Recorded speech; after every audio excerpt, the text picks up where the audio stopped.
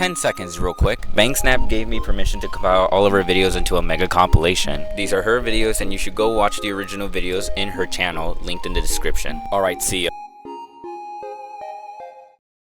Tell them to bring me my money. Yeah! Hey guys, some bad news before we start. YouTube has been censoring my videos very heavily, so unfortunately, this means no more swearing, no more naughty words, and no more pregnant Goku. I'm sorry guys. Anyways, today I'm gonna be talking about stuff that I hate about dating. And I just want to be clear, I'm just ranting about stuff. If you actually go outside, you'll find the majority of people are just, normal people. This is coming from the perspective of a straight person. So, I don't know how many of you gay people are going to be able to relate to this. But, I mean, shout out to all my gay niggas.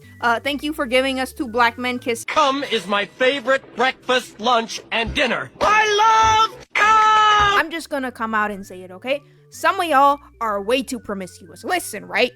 I don't expect everyone to be a pure little saint or whatever, but some of y'all are honestly disgusting. Hoe phases, cheating, sneaky links, one-night stands, OnlyFans, situationships, baby daddies, and tons of hookups. I'm not trying to be prude, but what are these body counts? There are people out here eager to be doing the nasty with anybody and everybody, including random strangers.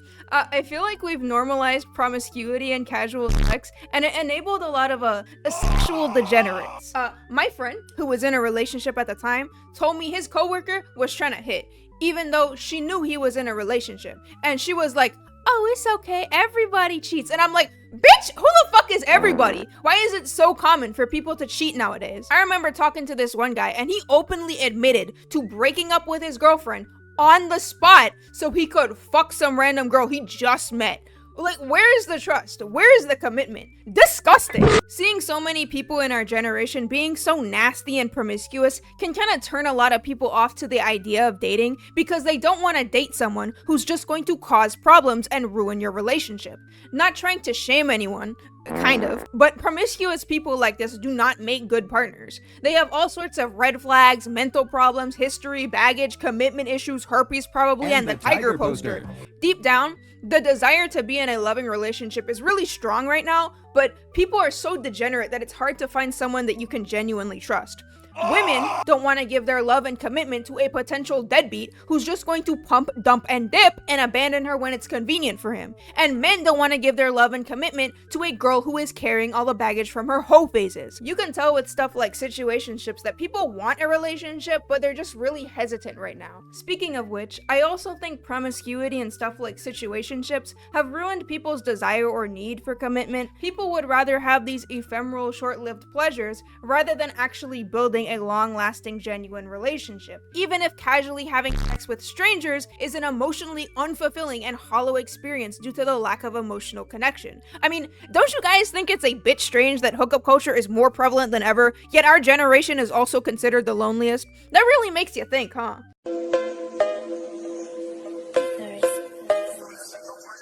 I'm starting to get sick of the gender wars when it comes to dating. And if you don't know what the gender wars is, it's basically men and women listing all the reasons that they fucking hate each other. And keep in mind, I think that there are things that you can very fairly criticize both men and women for when it comes to relationships. I'm actually planning on making a video like this myself, but to me there's a difference between a fair criticism of a gender's actions and saying that entire gender is irredeemable trash. And when I say that, you probably already know the exact type of people I'm talking about. I'm talking about men who think that all women are a bunch of nasty whores, or women who think that all men are a bunch of disgusting perverts. I fucking hate both of you. Mentally unstable women get left hanging on a one-night stand and decide today is the day they're gonna be annoying on social media and announce that men ain't shit.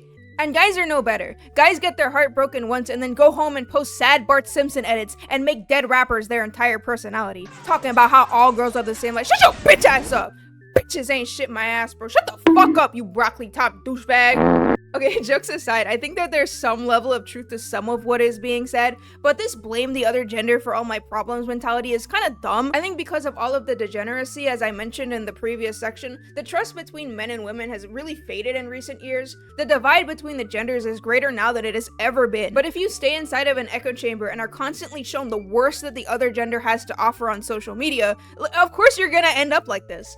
We've gotten to a point where men and women are assuming the absolute worst in each other. It's actually kind of sad to see. I think the reason this pisses me off so much is the fact that a lot of the people who do this are always the most insufferable pieces of shit.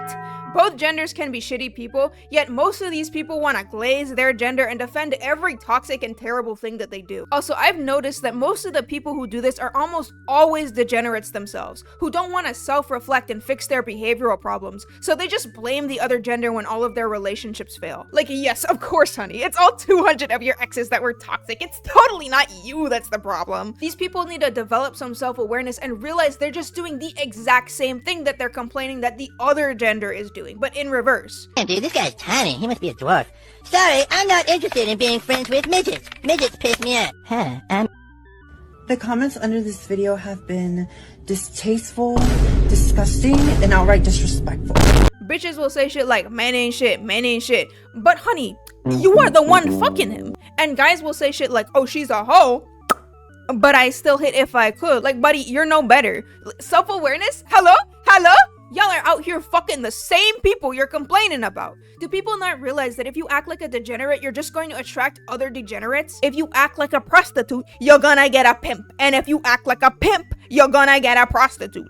Not trying to say everyone is like this and it's all your fault, because there are absolutely exceptions, but the amount of people who shame the other gender while being just as bad is actually kinda shocking. Degeneracy aside, I really wish people would open up and understand the other gender's perspective. Understand the values they bring to the table rather than just constantly tearing them down and being so nasty to one another. I know that sounds weird coming from someone like me, but the constant fighting back and forth is getting annoying. Friendly reminder, you're supposed to love each other. You're going to potentially be married one day. You're gonna be a team, but how do you expect that team to function if you're constantly fighting with your teammate? How are you gonna be in love with someone that you hate? And if you say some shit like, oh, I don't need a partner, I have a device that stimulates intercourse with the opposite gender, I'm fucking stealing something from your house. People fall in love with the wrong people sometimes. Some mistakes can be made, that's alright.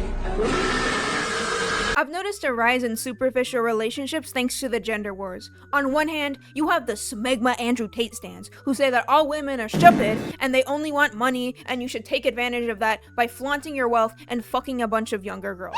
While on the other hand, you have a bunch of female influencers telling the younger generation of girls that men ain't shit, and you should be a gold digger and use them for every dime that they have. Now both genders have just resorted to taking advantage of each other instead of building a genuine relationship, with the logic being, oh, the other gender was just gonna take advantage of you, so you might as well do it first. It's women weaponizing sex to use a man for money, and men weaponizing money to use a woman for sex. Imagine giving that value to someone with the intent to find genuine love, only to find that person is just leading you on for their own personal gain. That is a horrible thing to do to someone, and the fact it's being normalized is kind of disgusting. On a side note, I really do not like these dating advice influencers. I really don't like how transactional relationships feel nowadays. I don't like how everything has boiled down to trading sex for money or trading money for sex with little room for genuine love. And the influencers who promote this nonsense really are not helping.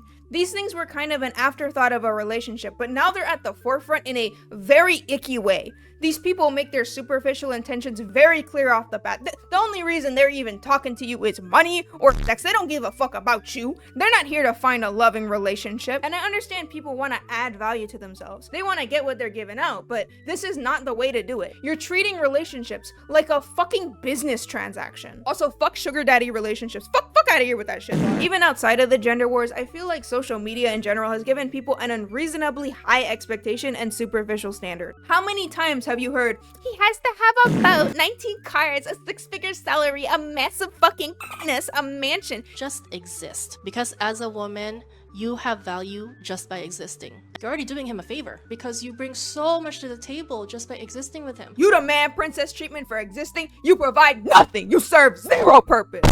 There are so many guys whose brains are so fried from watching a bunch of unrealistic porn and incel nonsense on the internet that the only thing that they think about is sex. They have no idea how to actually speak to a woman. Hey, how's it going? I'm Misha. Okay, nice to meet you, Misha. I am Arya, and that would be left.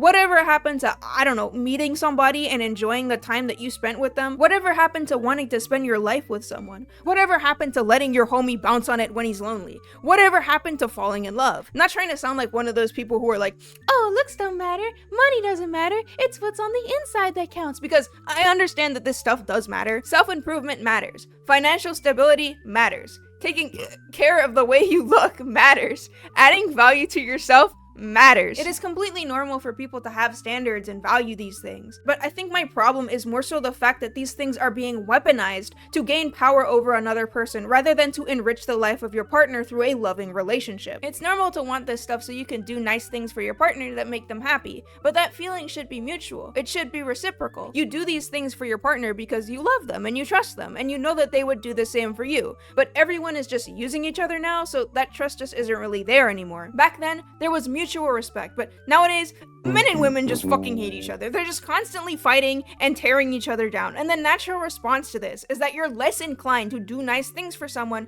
who is disrespectful and ungrateful towards you. I also feel like this is important to mention, but men and women spend so much time fighting that neither of them really have any idea how to add value to themselves to make them desirable to the opposite gender.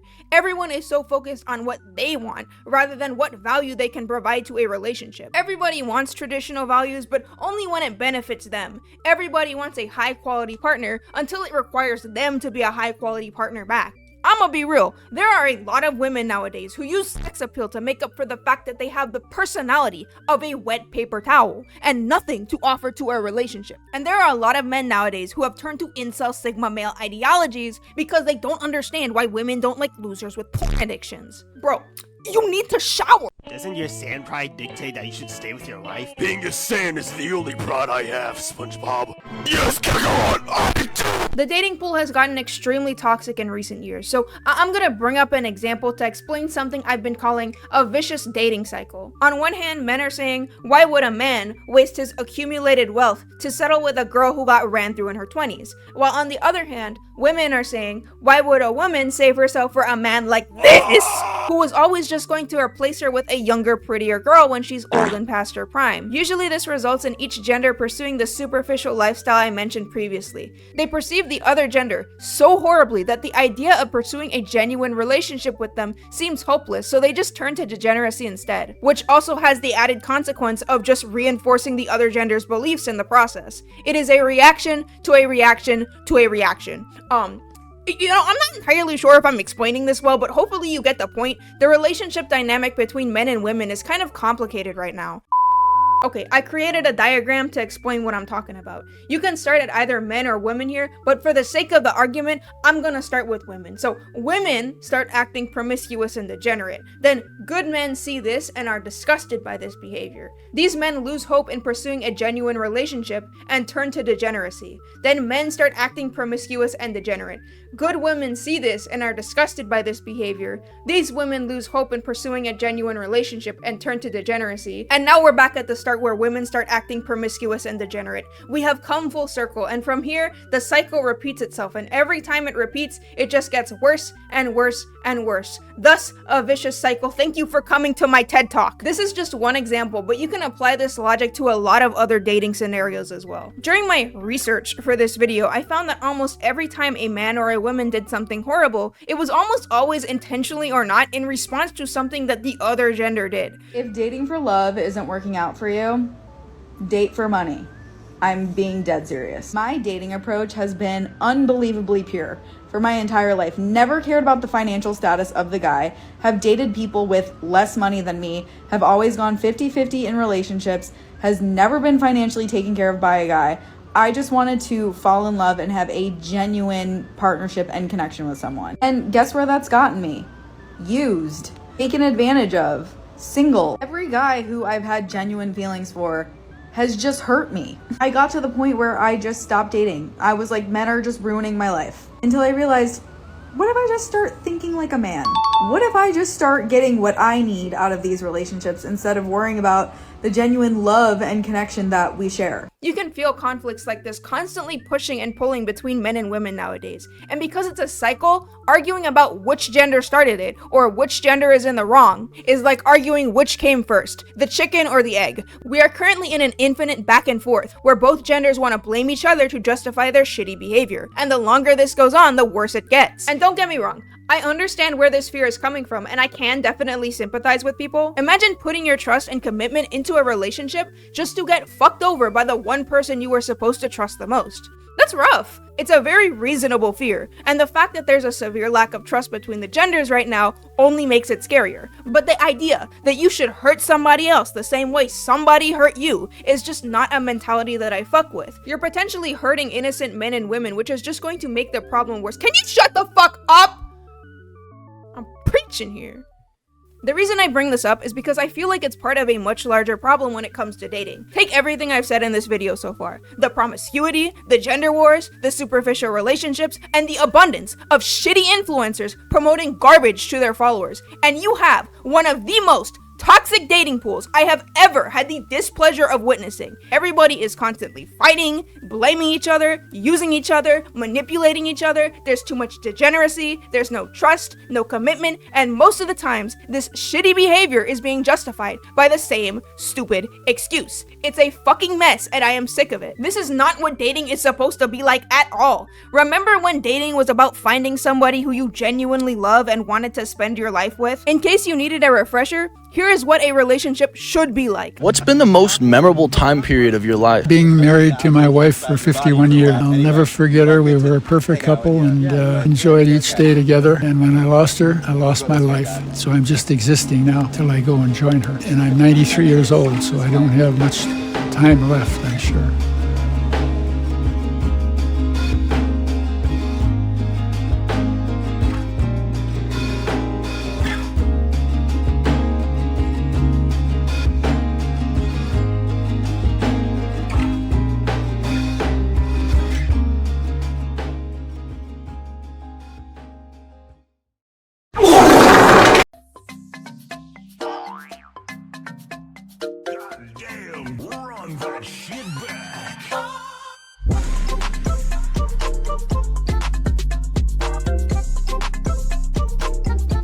Good morning, Krusty Crew!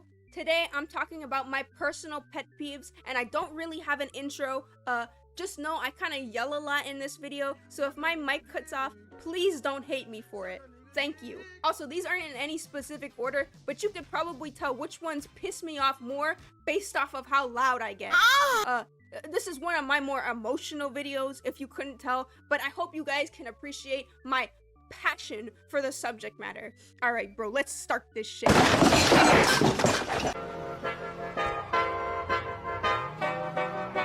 I'm gonna whip this hoe.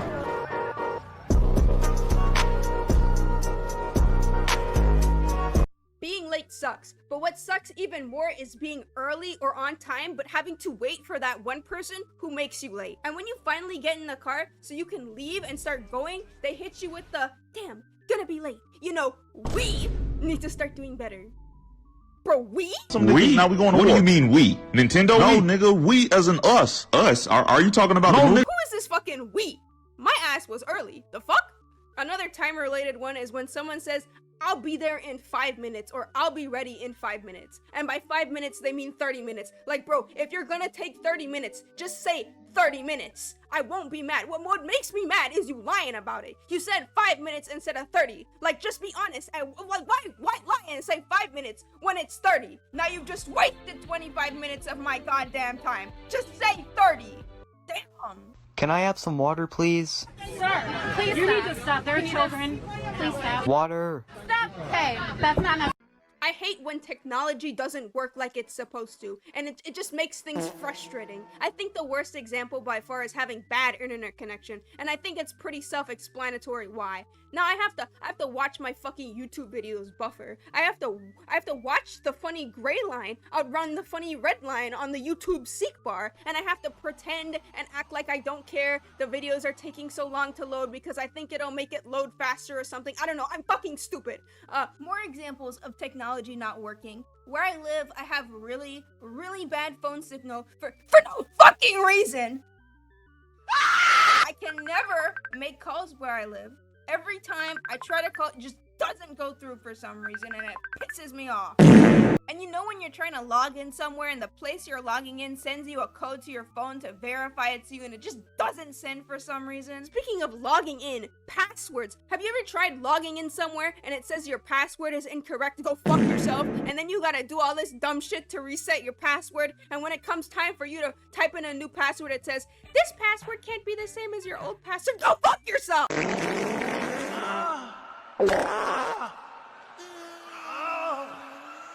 This is probably really oddly specific, but sometimes I'll wake up like half an hour or an hour before my alarm goes off. So I'll be up starting my morning routine, and then I'll be in the middle of doing something important, and then the alarm I set for myself starts going off. But like I said, I'm kind of in the middle of something, so I can't really stop what I'm doing and turn it off. So it just keeps ringing and ringing and ringing. Man, I don't want to talk yo. Anyways, this is completely unrelated. Number 3 is white women. It's scientifically proven that your brain won't let you stub your own toe. See? Stubbing my toe on something gets me so fucking mad, bro. I'm getting ready to throw hands with the inanimate object I just stubbed my fucking toe on. I always hit my toe on the chairs in my kitchen and it pisses me off. And the reason why it pisses me off is really dumb. The reason being, the chair is not sentient, and I can't explain to the chair what it did wrong and why I'm angry at it, and it's not like I can punish it or scold it for its actions. I can't get revenge or get even with it. I can't hurt the chair, but I want to. I want the chair to suffer like I've suffered, but it's useless. Taking my anger out on the chair is useless because I'm just gonna be left with a broken chair and nothing else. It will never understand what it did wrong because it's a fucking chair! The additional beef I have with inanimate objects like utensils is when they fall over or onto the ground for no fucking reason. They just feel like it. They just feel like pissing me off today. And this is especially annoying when it's just covered in food, so now it's just made more of a mess. And then it just sits on the ground and it taunts me like, lol, aren't you gonna bend over and pick me up? No! Stay on the floor, you stupid piece of shit!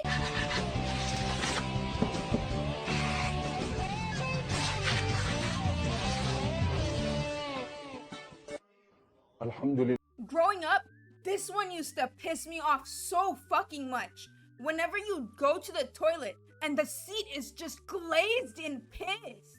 Who fucking did this? Oh, this is your former president, Obama?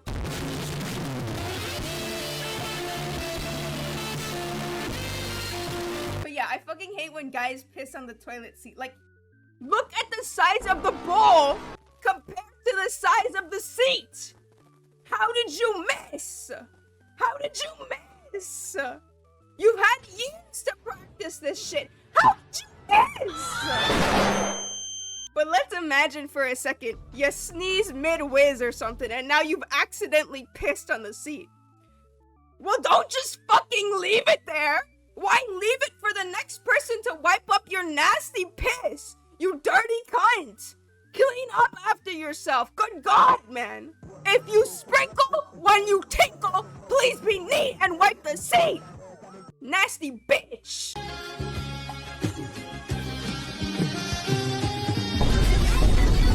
Okay, so imagine you're looking for something and you can't find it and you're searching for like an hour, half an hour, just looking for this thing, and you're getting more and more frustrated because you can't fucking find it. So then you go up So then you go up to one of your homies and you're like, hey yo, have you seen this thing that I'm looking for?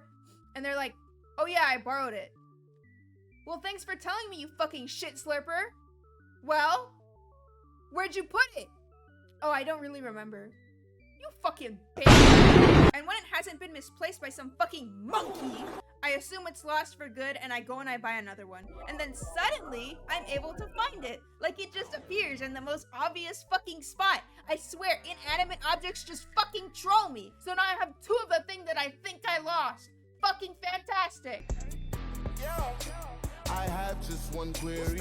Jeffrey Epstein files jump scare.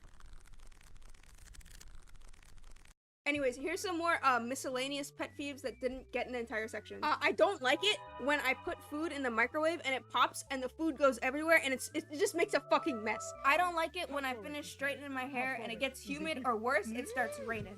I don't like when I'm taking a shit and the water from the toilet splashes on my ass. When you try exercising the virtue of charity by ordering pizza for the group and the friend exercising the virtue of poverty says get wings. I hate when I'm trying to copy and paste something and it just doesn't. It just doesn't. This happens all the fucking time on Discord. I'll hit copy and it just refuses for some reason. Why is the button even fucking there if it doesn't work? Printers. I fucking hate printers. Imagine, right? A printer that actually fucking prints stuff? Can you imagine that? Anyways, y'all ever borrow shit to somebody and they return the thing they borrowed looking like shit? This would happen all the time in school when you'd borrow some dumb fuck a pencil or an eraser and they would return it looking like this or like this. If you did this, go fuck yourself. I hope your balls get caught in a meat grinder. I hope you die a painful death and rot in the darkest pits of hell. But yeah, that's about it. I hope you guys enjoyed the video. Also, if I sound weird, it's because I was sick and I still kind of am. Guys, I had the suds, and I had a really bad sore throat, and my voice like died. Like I completely lost my voice. But yeah, that's why I sound like that. Anyways, good night, White Boy Nation. Love you all. Bye bye.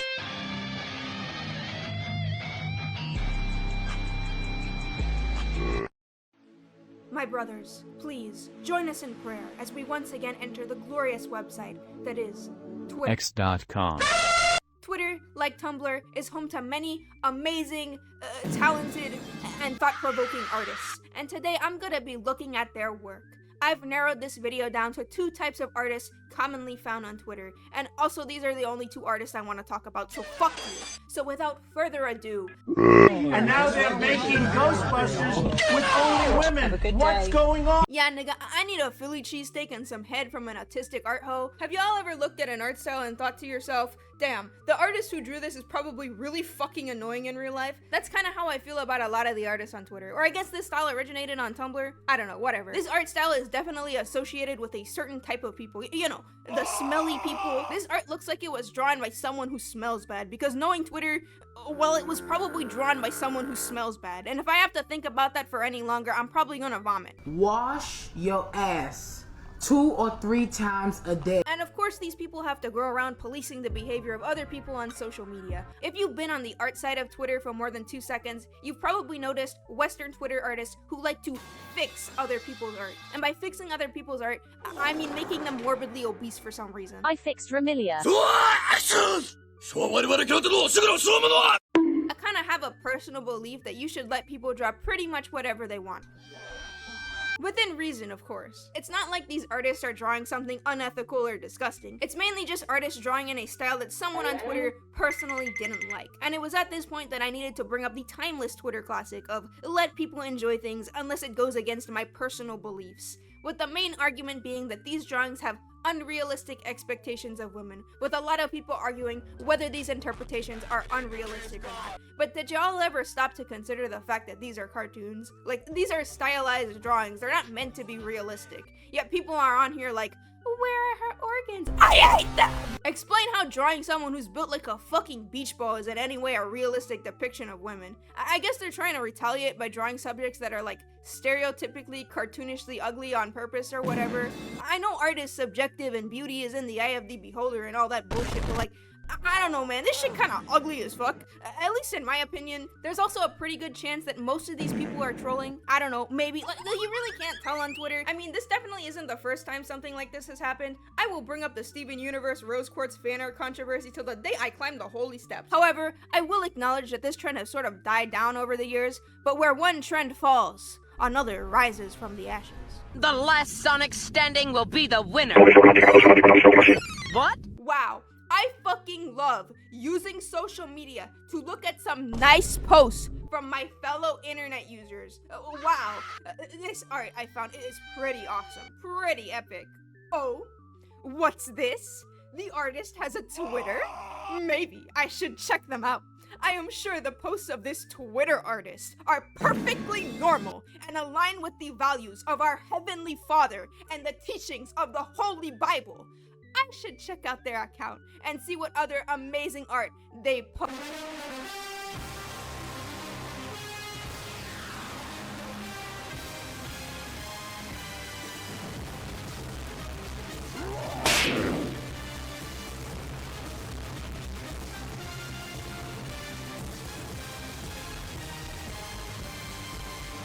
No shock, Twitter is home to a lot of degenerates, and a lot of those degenerates happen to be artists who draw a lot of unsavory and inappropriate art. To demonstrate exactly what I'm talking about, I'm gonna give you my favorite example. So this is a nice drawing I found on Pinterest, and also I found the artist's Twitter. Now, based on this very innocent and unassuming drawing, what kind of art do you think that this person draws and posts to their Twitter?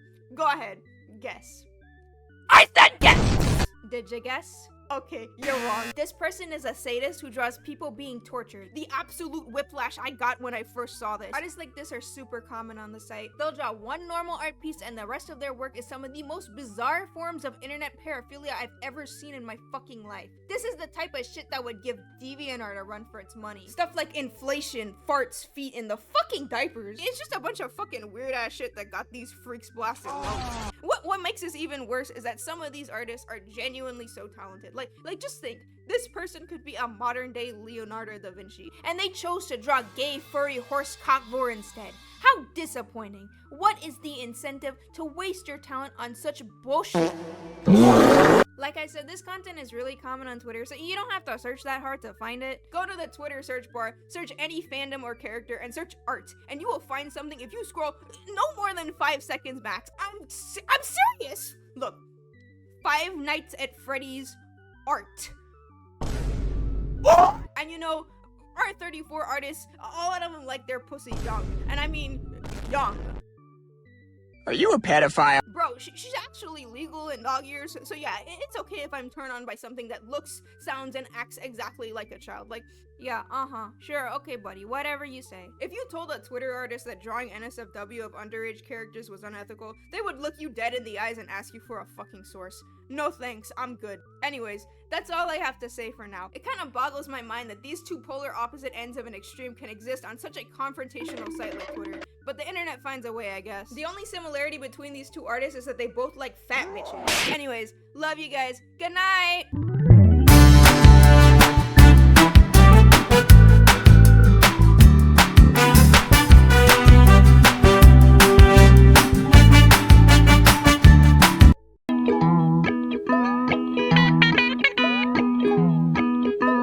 Today I'm talking about slop commentary because these videos are starting to piss me off. I know this probably isn't a huge issue compared to like, I don't know, world hunger, but I just really want to vent and get this off my chest, okay? Before I begin, I just want to say this video is extremely generalized. So just because I bring up a criticism in this video, that doesn't mean that criticism necessarily applies to every single commentary YouTuber to ever exist. Some creators are definitely worse than others. I have no hate towards anyone I mention. This is merely just a critique of their content for the most part. I'm also a fan of commentary and a fan of most of these creators. I just want the content to be better. Please keep in mind, this video is just my opinion, so if you disagree with me, fucking kill yourself. Sorry, what I meant to say was, you should love yourself. Aww. Everyone is entitled to their own opinion, and if you disagree with anything I say, that's fine. This is definitely coming from the perspective of a very frustrated YouTube viewer, so I apologize in advance if this video seems kind of ranty. Also, this video is not made to defend Mr. Beast, Logan Paul, or fucking Yakub over here, so you guys can clown on them all you want. Anyways, here's my lukewarm take of the week. What she say, she goes, oh yeah, you gotta give him that hot tour and spit on that thing, you get me? That shit was funny when I saw that. Just because someone makes a commentary video or a drama video, that doesn't mean that video is inherently slop. I know the word doesn't have an official meaning, but to me, I'd say it's low quality content that's being made solely to make money with little or no thought or care and little to no value to the viewer. It's cheap, it's lazy, it's poorly made, and generally mass produced, similar to what content farms make. I'm gonna start by ranting about why I think these videos aren't so great. And I think it has to do with the fact that nothing much of substance is actually being said in these videos. Words are being said, but nothing is registering because these videos are filled with unedited, unscripted, mindless, superfluous yapping that drags on for up to half an hour. The person speaking is either constantly repeating stuff, going on unrelated tangents, or saying nothing of value for the sole purpose of desperately padding out a runtime. They're not even good at explaining the situations they're talking about because they can't even be bothered to stay on topic for more than 5 seconds. Is he playing with like his elbow? Like they... It's like Fear and Hunger. It's like they cut off his arms, they cut off his legs, he's just playing with his elbow. What the hell are you talking about? I come out of these videos feeling like I've just watched 20 minutes of nothing. They are 5% good content, 95% nonsense. How hard is it to just cut out all of the unnecessary bullshit and just give me what I clicked on the video for? Most of these videos are supposed to be summaries, so fucking summarize it! Shut your fucking mouth and get to the goddamn point! Most of these videos could be summarized in 1 to 2 sentences. They could easily be a minute at most, but they're stretched to 20 minutes talking about a single fucking tweet. I am sick of seeing videos that are 20 to 30 minutes that should have been 5.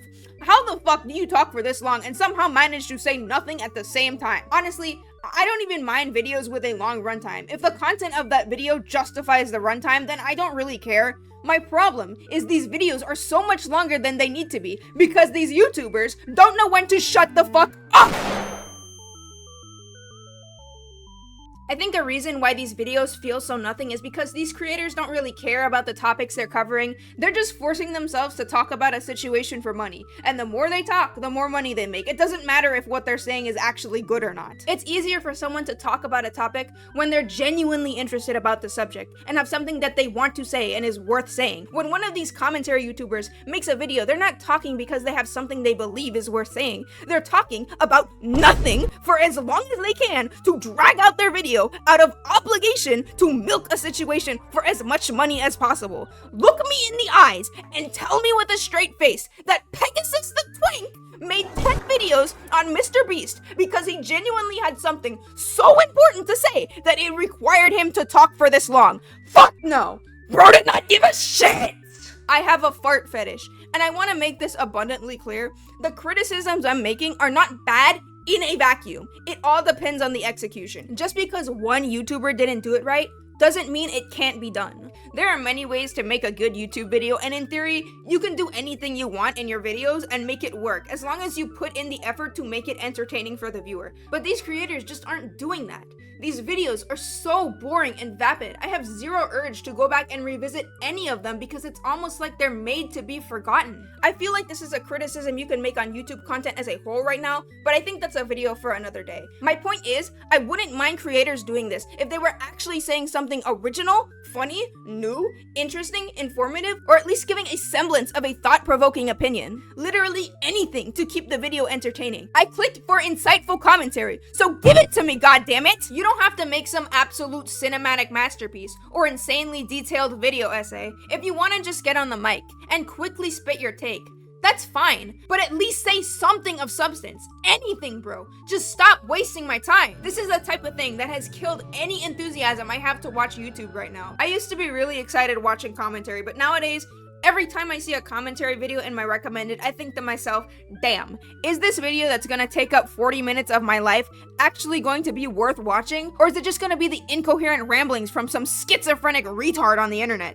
And most of the times, it's the latter. I am tired of clicking on videos only to find out it is a waste of time. Say something interesting or kindly get the fuck out of my recommended, please! The titles and thumbnails are so intentionally vague that you have no idea if watching the video is a waste of time or not, and you won't until you've actually watched it.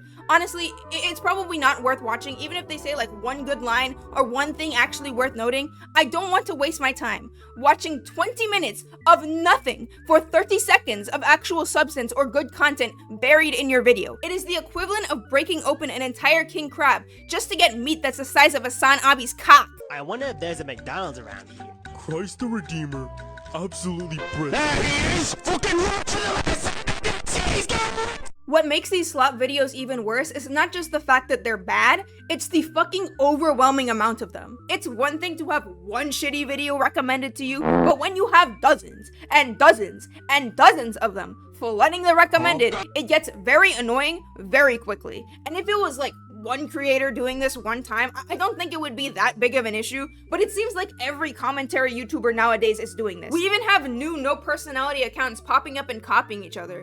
These creators definitely have a quantity over quality mentality. They're just uploading whatever poorly made slop video for the sake of uploading so that they can scrape the barrel of their YouTube ad revenue. And because they're so low quality, the non-existent time and effort it takes to make them always makes them profitable to produce, even if they get like a few thousand views. In other words, they're successful because they're using the same tactics as a fucking content farm, mass producing low quality videos as quickly as possible with absolutely zero regard for quality control. These videos are not well made and they are being pumped out ad nauseum to milk a situation for all it's worth. You guys are flooding the recommended with lazy, mass-produced garbage. No shit, people are gonna be annoyed by that. I know commentary channels bring attention to situations that genuinely need attention and clowning on people who deserve it, blah blah blah. But that charm is starting to quickly wear off when it is this many videos, okay? It is too much! Not to mention, these videos are so poorly made that they don't do a good job covering the situations that they're talking about. I'm gonna be real with you, I don't think these creators really give a shit about spreading awareness. Like, let's stop the bullshit. I understand it's like a mutual thing where both parties benefit, and I think the spreading awareness argument is a good argument, just not when the videos are this bad. I'm gonna elaborate more in the next section. Also, I'm getting really tired of these thumbnails. I can't wait to log into YouTube and see hundreds of videos with vague titles like "the blank situation is blank," as well as thumbnails that say shit like "he's done," "he's finished," "he's finally finished." Are you fucking edging him or something? How many times are you gonna say it's over before it's actually over? I know what makes a good or bad title and thumbnail is very subjective, and again, in a vacuum, these thumbnails and titles are not bad. Sometimes. I'll try and explain what I don't like. Personally, I do not like thumbnails that are AI generated being recommended to me, and that's pretty self-explanatory why. Get that shit out of my fucking face! I also don't like how vague most of these titles and thumbnails are. The new allegations are seriously disturbing.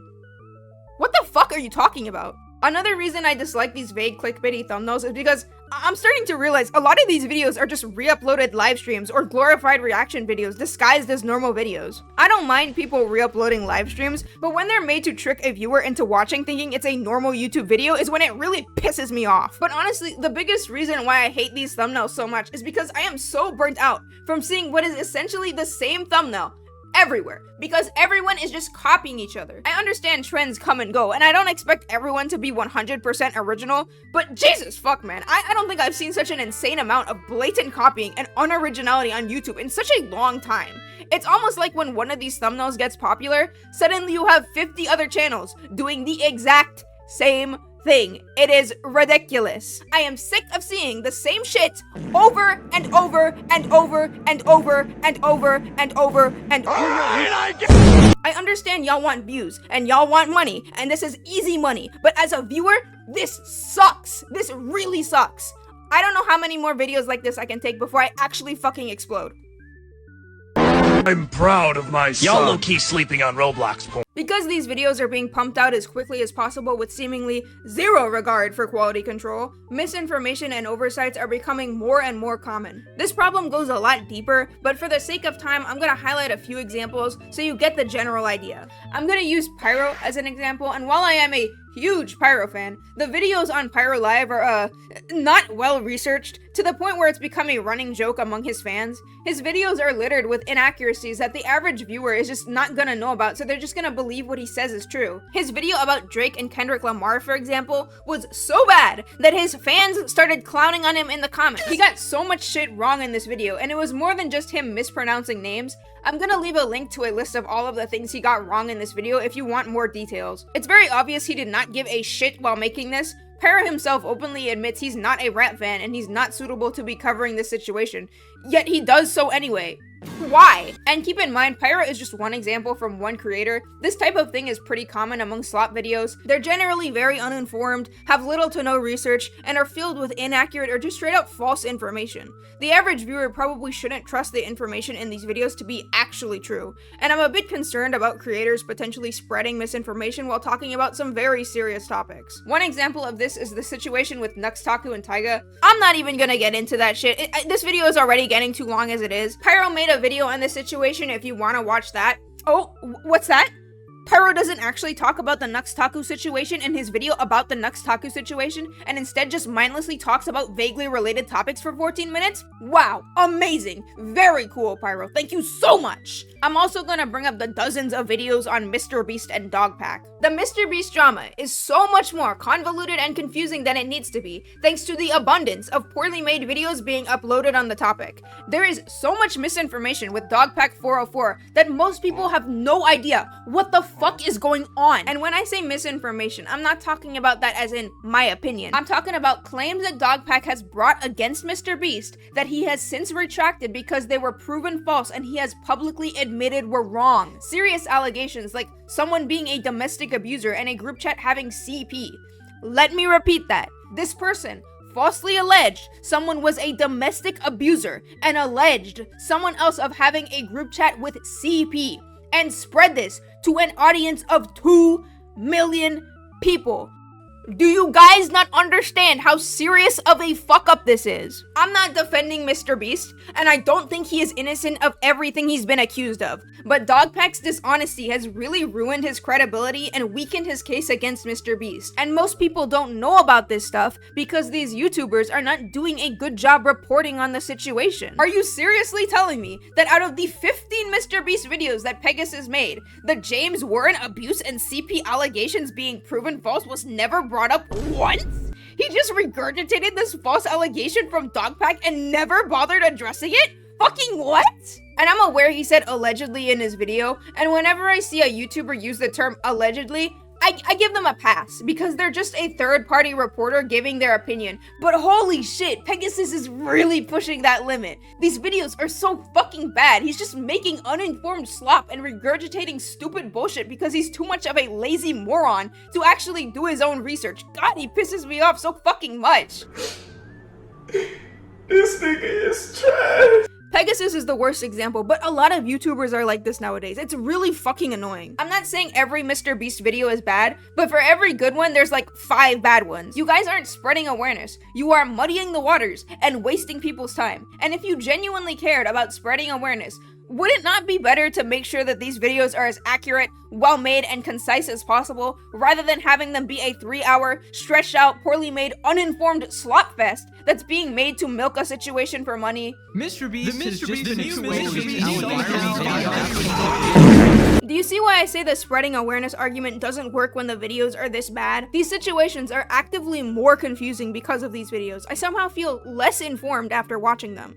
How is that even possible? Boys, girls, dogs, elders. There's nobody I won't fight. While I was making this video, 2 other creators also made videos on the topic, and those videos have since been taken down. And while I feel these videos miss the mark in many ways, the response from these commentary YouTubers have said so many things that I disagree with on such a fundamental level. I'm gonna save that for another video, but for now, I want to say a few things.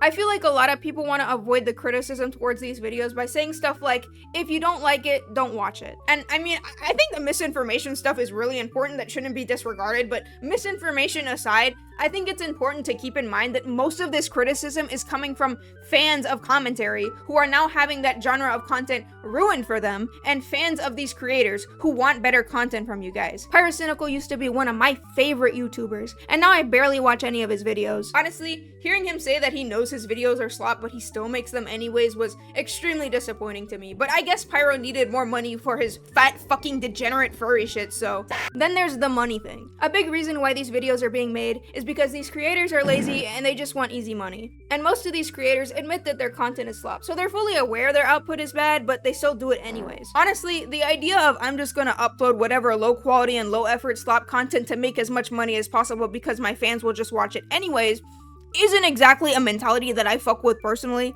Trust me, I get it, you want to make money and that's fine. But personally, I think there needs to be some quality control, because this mentality of solely focusing on monetary gain and nothing else is probably why a lot of content on YouTube is so fucking bad nowadays. I really miss when YouTubers actually gave a shit about the videos they made.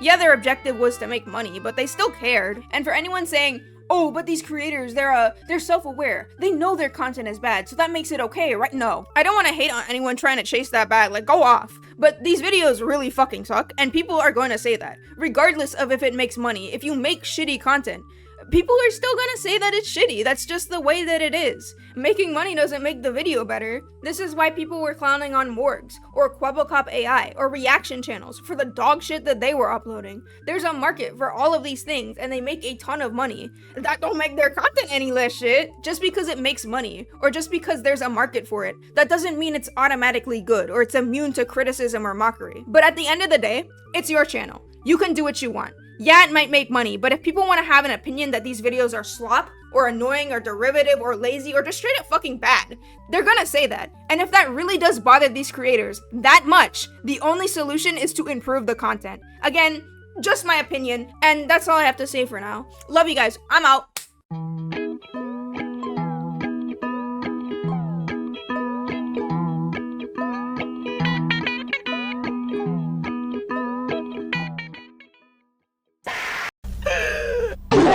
Hey, so if you're watching this, it's probably not me posting it, and it's probably a repost from my Patreon. And the reason why is because my account on YouTube was taken down for some kind of dumb reasons. One of the reasons being I knocked over a microphone and YouTube just terminated me. I don't know why. My appeal was rejected, YouTube is ignoring me, and I can't do anything to fix it, so I have to make this video and reach out to the community for help. And while I'm here, I'm also going to rant about YouTube's garbage content moderation. But yeah, the first reason my account was taken down is because in one of my videos, I slammed my fist on the desk and I knocked over my microphone on accident, and YouTube's automated system falsely flagged my video for child safety endangerment. This is bullshit. I don't understand how this broke YouTube's rules in any way. I should probably make this clear. I'm not a minor. I know this means that my fans will be less attracted to me knowing I'm not a man or a child. But with that being said, this is probably one of the goofiest reasons anyone has ever been banned in the history of this entire platform. Terminated for child safety endangerment for a video that didn't even have any minors in it. Amazing. Thanks, YouTube. It's very obvious that this was a mistake made by YouTube's automated system, but despite this, I was told that a real human being reviewed and rejected this appeal. So yeah, YouTube has confirmed that this was in fact the correct decision. I was never given an explanation as to how or why knocking over a microphone violated YouTube's child safety policy, so I have no idea how they came to this conclusion, but okay, I guess. And by the way, this video got demonetized for promoting drug usage because I said don't care, didn't ask, plus you have the cheese touch, get the fuck out of my face. How is what I said promoting drug content? I never did this. It's really funny that out of all of the videos on YouTube that could be flagged for promoting drug usage, it just so happened to be mine. Again, a real human being reviewed this. The cap is unfathomable. The second reason my account was taken down is because I posted a video called Why Modern Dating Sucks, and this one is a bit more understandable. I will admit the clips that I used kind of crossed a line, and I will apologize for that. However, in my defense, I am really fucking funny. However, it's important to note that this video was manually reviewed and approved by YouTube. It originally got limited ads, so I requested review, and basically what this means is you're supposed to have a real person at YouTube look at this video and see if it's appropriate for YouTube and their advertisers, and they told me that it was okay. So someone at YouTube gave me permission to post this video, and then when I posted it, I was terminated. And keep in mind, this wasn't an old video from years ago. This video was less than 5 hours old. So they took me down almost immediately after telling me that it was okay. And like, I'm not gonna sit here and act like this was the most innocent video ever posted, but I would have never, ever posted that video if someone at YouTube did not explicitly tell me that it was okay to do so. And if YouTube changes their mind and decides that they want to take that video down, take the video down. I don't really care. But terminating someone's entire livelihood for a video that you gave them permission to post less than 5 hours before seems extremely unfair to me. The fact that YouTube can even do this is actually kind of crazy, especially considering I didn't even get 3 strikes. YouTube just took my channel down. They did not want my ass on their platform. So do you see how YouTube's automated system is really confusing to me? YouTube is explicitly telling me that it is okay to do one thing and then punishing me for doing it. It's like giving my car a green light at the intersection and then ramming me with a semi-truck. Anyways, let's take a look at some of the content that is allowed on YouTube. So I read YouTube's community guidelines regarding explicit content, and from what I understood, basically when it comes to this type of content, YouTube is way more lenient than people think. If it is art or educational or comedy or someone giving their opinion and not used for the purpose of sexual gratification, then YouTube is generally more accepting of it. There's a lot of gray area, but typically context matters. These seem like a very solid set of rules to me, but even though I feel like these are the rules, they're rarely ever enforced that way. My videos aren't made for sexual gratification. They're stupid rants with edgy memes I found on the internet, so by that logic, I thought it was okay. I understand my videos are like right on the line when it comes to this type of stuff, so what I do to gauge my content is I'll look at creators who are bigger than me, and I'll look at what they're posting and compare it to what I want to post. A huge example is music videos that get special treatment from YouTube, because there are a lot of music videos on YouTube that are very, very explicit. Everyone knows WAP, Anaconda, anything from Ice Spice, Call on Me, Tame Impala. If you want a more extreme example, look up Wheeler Walker Jr. Puss in Boots, and this video just shows a bunch of women who are completely topless and uncensored. There's a music video by Kanye West that literally has a bunch of celebrities nude and uncensored. There's a music video by Felix Leiter that shows some guy getting a B-job and giving backshots. Just straight up full-on nudity on YouTube. But there's more. There's a lot of artistic nudity on YouTube. You could look up Isis Fashion Show, full balls on display. You can respectfully watch it swing. If you look up nude photo shoot, you can find a ton of really explicit nudity. Obviously, you know, there's a lot of educational content on YouTube as well. There's a channel called WikiDcool who makes a lot of adult, you know, more explicit graphic content. Here's an explicit video of his. You know, I've never actually seen it wiggle like that. There's a history channel called Mitzi. They're also very, very graphic. There's a channel called Military History, and some of these thumbnails are absolutely crazy. Does anyone else remember that one guy on YouTube who showed his back hole to demonstrate the effectiveness of a hair removal product? I get extremely excited when I see little boys and little girls in public. Anyone who says my videos are bad has clearly never seen the masterpiece that is Benson's Obliteration. But anyways, I'm looking at all of this content and I'm like, okay, well, if this content is allowed, then I should be okay. And then on top of that, YouTube is literally telling me that my video is okay. So I thought it was okay, but yeah, you can see how that turned out. And I don't think that these people should be necessarily taken off of the platform. I just think YouTube is being very inconsistent with the way that they enforce their rules. There are videos on YouTube that are more explicit, more graphic, and more uncensored from bigger creators, so why is it allowed when they do it, but not when I do it? How is a Roblox meme that got my video taken down considered more inappropriate than a Dreamy Bow meme, multiple instances of graphic nudity, or how to make a girl squirt? Like, that doesn't really make sense to me. But there's a lot of content on YouTube that is breaking their rules, so let's take a look at some of that now. Obviously, there's the Elsagate content. This is like fetish and sometimes gore content targeted at kids. This is an issue that YouTube has been dealing with for, I'm pretty sure, over a decade at this point, but these videos are still all over the platform and they rarely receive any punishment. There's a channel called Erd Cartoon who gets millions of views posting this type of content. By the way, this guy's been caught abusing YouTube's copyright system, so there's that as well. Here's another that's even worse. It's called X Animation, and these thumbnails just have digital circus characters in their underwear grinding on each other. Remember, this content is targeted at children. Kobe is another big example. This guy makes Roblox content that's very obviously targeted at children. If this guy says his videos aren't targeted at children, he's fucking delusional. But in his videos, he features an OnlyFans model stripping for him. And keep in mind, YouTube is aware of this guy. There are multiple campaigns for him to get taken down for the dumb shit that he was doing, but YouTube just chose to do nothing. Another example is the YouTube comic dub trend. If you look up comic dub in the YouTube search bar, you will find a bunch of NSFW comic dub videos that just have straight up cropped porn in the thumbnails. Like, listen, buddy, I did it better, okay? Is that a fucking child? And then you have adult film stars on this website making videos exposing their fucking snatch like this is the damn hub and advertising their explicit content. Here's a video with 58 million views. This girl has her whole pussy out. Here's another, and another, and another, and another. Look at this one, bro. That shit's meaty, bro. What the fuck? Want another example? Look up nude yoga. Again, more of the same shit. If you look up stuff like vagina educational or penis educational, some of the videos you will find are, you know, actually educational. Sometimes it's just straight up porn. There's actually a lot of porn on YouTube. Here's some hentai that I found. Here's a movie that has a fully nude sex scene with a close-up shot of a woman's pussy. Here's Rule 34 of a 14-year-old cartoon character. Here's Mercy naked with a Fuda cock. Here's Diva from Overwatch ripping her pants and showing her pussy. Here's Widowmaker swinging her fat girthy cock. And finally, my personal favorite, here's a girl butt naked and farting.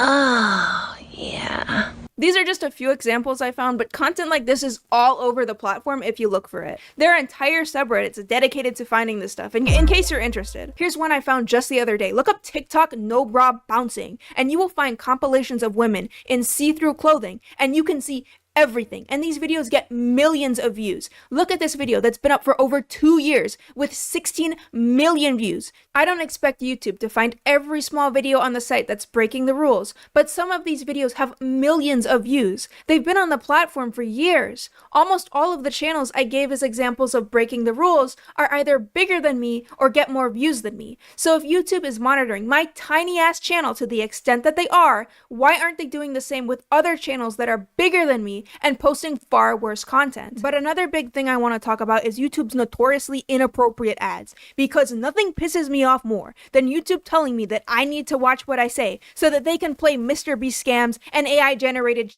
porn ads on my videos. YouTube videos are expected to be super safe and appropriate, meanwhile YouTube ads are unregulated filth. It's very common to be casually scrolling YouTube and get flashed with full on nudity, and YouTube isn't doing jack shit about these ads, probably because these advertisers are giving them money. The average ad on YouTube is far more inappropriate than anything I have ever posted on my channel, so I just don't understand why YouTube allows this but not me. YouTube even allowing ads like this in the first place is so disgustingly shameful, but honestly, these ads wouldn't bother me so much if it wasn't for YouTube's stupid double standards. If I have to put such heavy restrictions on my videos, I expect the advertisers to do the same. Either both are restricted or none of them are. All of this content can exist freely on YouTube, but my video gets taken down and my account gets terminated because I slam my fist on the desk. This website is a fucking joke. And keep in mind, I'm far from the only person who has experienced this bullshit. People have been complaining about it for years now, but YouTube doesn't care enough to actually do anything. Explicit content like this exists with absolutely no restrictions or consequences, but there's multiple examples of YouTubers even talking about this stuff and getting their videos flagged, which doesn't make any fucking sense. YouTube will go after innocent creators over the smallest offenses, but ignore all of the other accounts posting literal porn and content for children. Are you seriously telling me that my account gets terminated for knocking over a microphone, but Widowmaker swinging her massive cock gets to stay? What is wrong with this website? On one hand, you can have creators posting some of the most explicit content imaginable and face absolutely zero repercussions, but at the same time, another YouTuber could sneeze wrong and get absolutely nuked off the platform. There's no consistency here at all. I have no idea what is or isn't allowed on YouTube because YouTube picks and chooses when and where they apply their community guidelines. It is allowed sometimes, and that is the best answer you are ever gonna get from YouTube. If you want a perfect example of how little sense this makes, here's one of my videos that was taken down for nudity because of a meme that I used. But the meme that I used, I got it from YouTube. I originally downloaded it from YouTube. It's still up and you can watch it right now. So why is one allowed, but not the other? Bro, it is the exact same clip! I know copying what others are doing is probably not the best argument to have with this type of stuff, but there's so much gray area with YouTube's community guidelines that this is kind of my best option. What else am I supposed to do? Listen to what YouTube explicitly tells me is okay? That got my channel terminated. I just don't know. I want to take risks with what I say and what I do, but at the same time, working with YouTube's community guidelines is like walking blind through a minefield. I know this is going to come off as a very obvious statement, but I'm pretty sure the reason why YouTube is having these issues with their content moderation is because they're using AI. They've completely switched to some AI-generated automated system to moderate all of their content instead of using any real people. And whatever automated system they're using is really bad and is making a lot of mistakes, like letting bad content constantly slip past YouTube's filter or striking people's videos for really dumb reasons. It's obvious that YouTube's automated system can't tell the intentions behind the videos being posted and can only look at videos from a surface level, which is probably why this keeps happening. But this makes uploading content very difficult because you just don't know what's gonna piss off YouTube's automated system. And this is especially frustrating for creators because YouTube's automated system could make a mistake like this, and an innocent creator gets punished for doing absolutely nothing wrong. You could work super hard on a video for months and follow all of YouTube's rules, and your video could still get striked for literally no reason. And if that happens, you can go fuck yourself. There's literally nothing that you can do to fix it. The most you can really do is appeal, but appeals suck. They don't work at all. It's very obvious these appeal cases are not being reviewed by a real person because the decisions that YouTube is making don't make any sense. YouTube appeals will stand by decisions that are so blatantly wrong and unfair. You cannot convince me that a real human being made a decision like this. And once these appeals are rejected, YouTube point blank tells you that there's nothing that can be done to change the outcome. So creators are forced to accept whatever decision YouTube's shitty AI comes to, no matter how stupid or blatantly wrong it is. So when mistakes like this are made, there's literally nothing that you can do about it. Creators just have to suck it up and deal with it because they have no other option. When my videos were falsely demonetized or falsely taken down, I just had to suck it up and deal with it because there was nothing else that I could do. I'm pretty sure I lost like at least $1,000 because YouTube's automated system kept messing up and falsely limiting my videos for no reason. And I just had to accept it. I couldn't do anything about it. Here's another video of mine that was falsely taken down. I never did this. This video was just me ranting about Twitter. I never mentioned anything relating to this subject matter in this video. So I have no idea why YouTube took it down for this reason. Genuinely, what the fuck did I do? I think YouTube is really screwing me over here, but I can't do anything to fix it. My appeal was rejected, okay? Get out! Get out! I cannot say it enough. The content moderation on YouTube is made so much worse for creators due to the lack of any human support team, because YouTube's support and content moderation is just a series of bots making stupid decision after stupid decision. YouTube has a lot of content they need to filter, so I don't mind them using these bots to help. But when the bot makes a mistake like this, you should have a real human being fixing those mistakes instead of just letting it go uncorrected. But YouTube isn't doing that. As it stands right now, YouTube's automated system will punish creators by accident, and YouTube won't rectify it because they don't have real people checking this shit. This has become an increasingly growing problem on YouTube, and it's not just me who's experiencing it. A lot of other creators are having their videos striked for stupid reasons, channels are being terminated out of nowhere, appeals are being auto-rejected by bots with no human review, and creators are losing their hard work pretty much overnight. And the only conclusion that I can draw from this is that YouTube is probably relying entirely on AI for their content moderation, and it's failing. It's insane to me that people's entire livelihoods are at the mercy of some shitty AI that could screw up at any moment, and everything that they've ever worked for would be gone. And it's really hard for smaller creators because there isn't much you can do to get help when this happens. And that's kind of the situation I'm in right now. My account was terminated for something as dumb as knocking over a microphone. I was told that this decision is correct and final, and there's nothing that I can do about it. I tried reaching out to support on Twitter, but it's just another stupid automated system, so you can tell how well that went. When I went to go get help from Team YouTube on Twitter, I was given the same generic, copy-pasted response they give to everyone else they respond to. Seriously, all of these are from the same day. When my channel was monetized, I took time off work to pursue YouTube, just for my channel to be terminated by a bot for, honestly, a really dumb reason. And at this point, there's literally nothing that I can do about it. And then I come onto the YouTube platform to see content like this, with ads like this, and it's just really, really frustrating. And again, there's nothing that I can do about it. As much as I appreciate all of the support I've been shown, I'm just not a big enough of a creator that I can go on Twitter and make a huge fuss and get YouTube to fix the issue. I'm kind of hoping that someone watching this video could maybe help me out, or maybe this video will get some attention so the issue gets fixed. I'm gonna tweet at Team YouTube one more time, so if you're watching this, I'd really appreciate it if you supported me on Twitter. But yeah, YouTube will not help me, so I have no other choice than to reach out to the community for help. This is kind of my only option at this point. But if that also fails, well, I guess this is goodbye, my friends.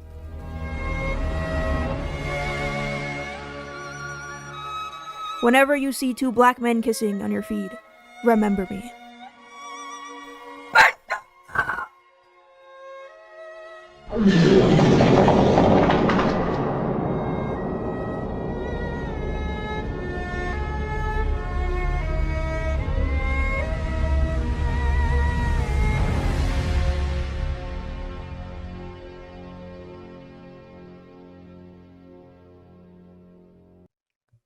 Ladies and gentlemen, we are so back. Guys, my channel was terminated for the past 3 to 4 months. So what exactly happened? If you want a more detailed explanation, I made a video that was reposted on another account, but as a summary, back in late January of this year, I uploaded a video called Why Modern Dating Sucks. This video was manually reviewed and approved by YouTube. So I was given permission to post this video, but YouTube took it down and gave me a strike for it less than 5 hours after approving it. And looking back, I had put a few memes that did not sit well with YouTube's community guidelines, and for that I will apologize. I wouldn't have posted that video if someone at YouTube did not explicitly tell me that it was okay, but regardless, I will apologize. I saw other creators posting similar content and thought it would be okay to do the same thing, and when YouTube approved the video, I just thought it was confirmation that what I was doing was okay, but apparently not. And after that, I was like, okay, well, shit, that's unfortunate. But then a few minutes after that, YouTube took down another video called People Are Nasty. And the reason this one got taken down was very dumb. It was because I slammed my fist on the desk and I knocked over my microphone by accident, and I was told that I violated YouTube's child safety policy by doing this, which if you couldn't tell, doesn't really make a lot of sense.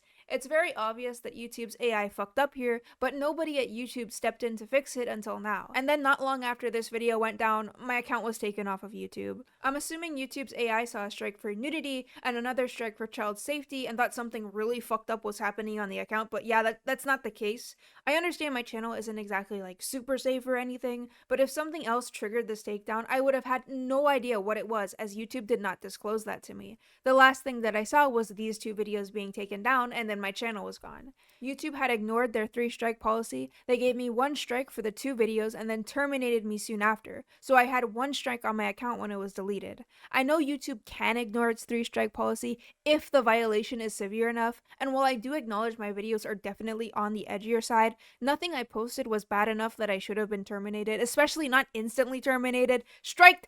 Maybe, but not instantly terminated. And based off of that, you can probably tell the reasoning behind my channel being taken down was not exactly fair. One reason was because I posted a video YouTube explicitly told me was okay to post, and the other reason was because I knocked over a microphone, which doesn't make any sense. But my appeals were rejected and my account was gone, so even though I felt the decisions YouTube made were wrong and unfair, there was just nothing that I could really do about it. When I reached out to YouTube on Twitter, I was given some of the most amazing, personalized customer support I've ever received. Nah, I'm just kidding. YouTube ignored me. I got some generic copy-pasted response they give to pretty much everyone, and I was essentially told that terminating my channel for knocking over a microphone was the correct decision, and it was reviewed very carefully by real people, which is bullshit. In case you haven't noticed, YouTube's moderation and support are really, really bad.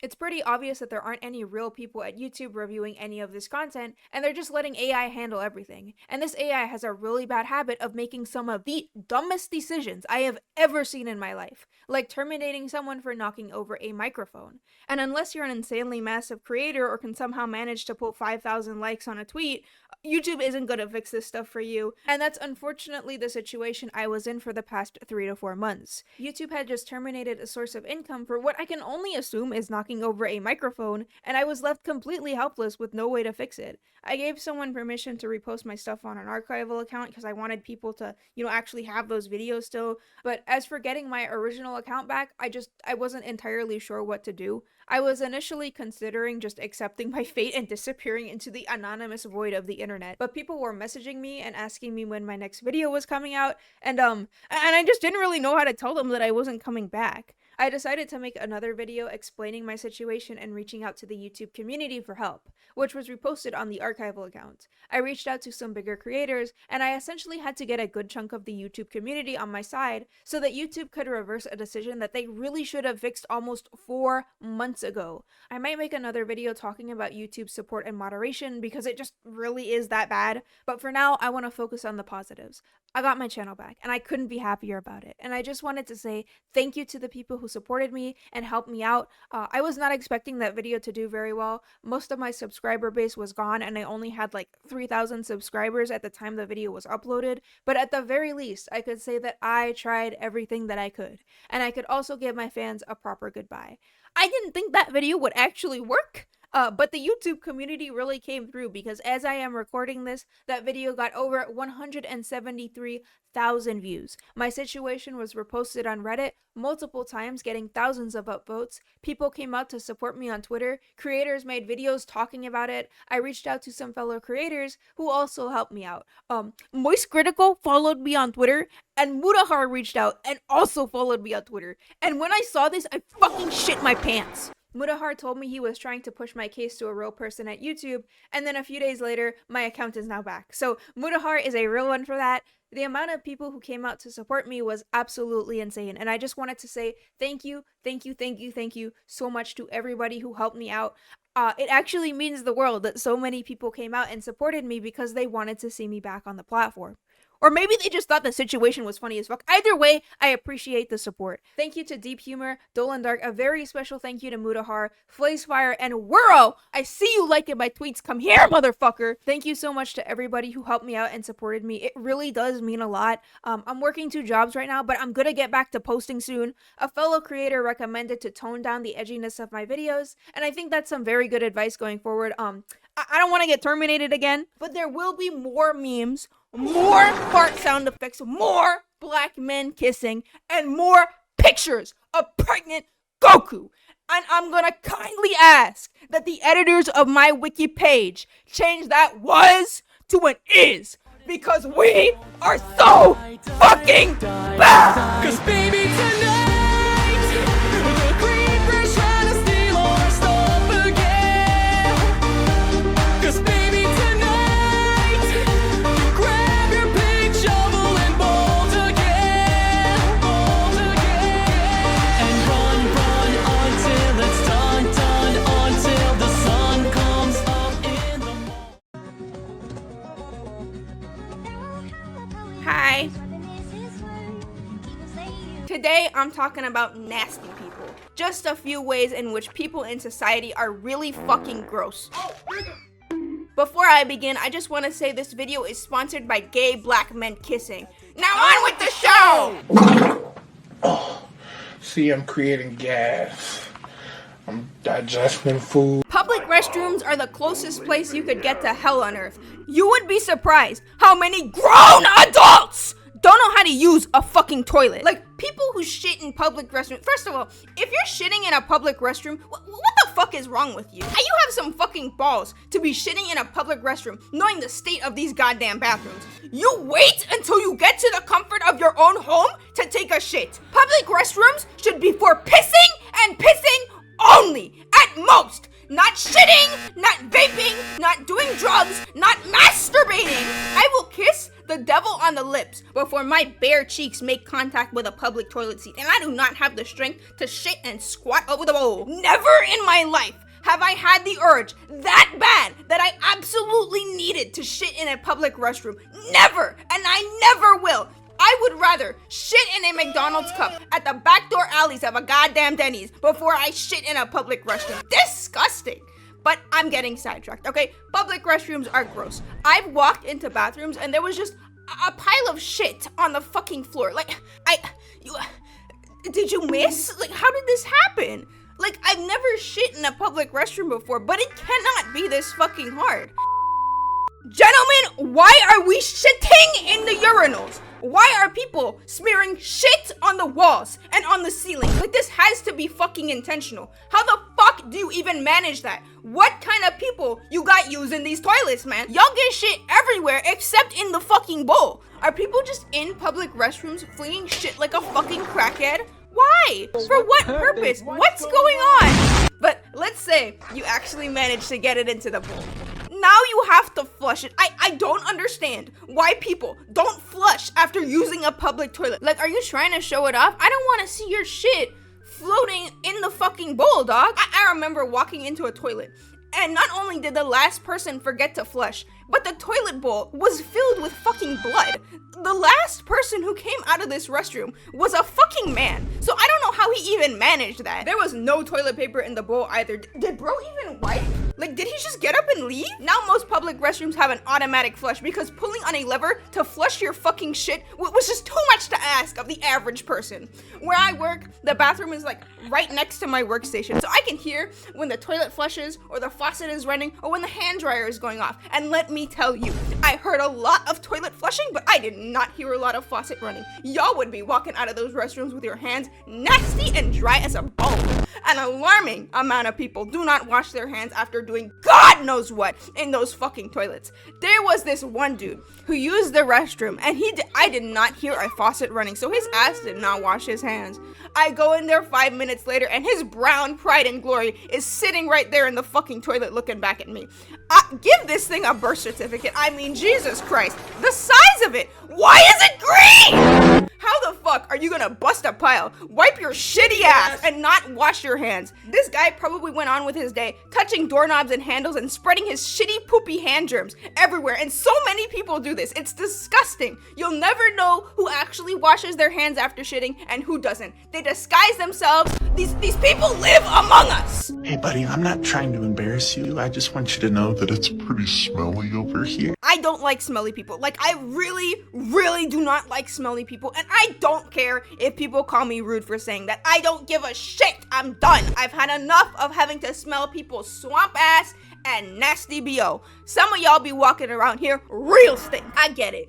Some people have shit they're dealing with, but I'm mainly talking about people who have zero excuse to be smelling this bad, bro. Because I realize the majority of the time people stink, it's just because they don't feel like showering or something, and that's it. That's the reason. They don't care about their personal hygiene because they're nasty, lazy slobs. They have absolutely zero shame in public and do not fucking care if other people have to smell their disgusting, foul, nasty body odor. They just don't care. I'm just saying, the world would be a much better place if we could just kill people who smelled bad. Again, just saying, if you are the type of person who thinks personal hygiene is optional, I'm smashing your balls with a hammer. Do not get within a 10 feet radius of me because I do not want to smell you. I don't care if people think it's disrespectful to say this, okay? Don't care, didn't ask. Plus you have the cheese touch. Get the fuck out my face. I don't want to smell people who stink of weed or cigarettes or unwashed flaky buttholes because they're too lazy to get their nasty ass in the shower.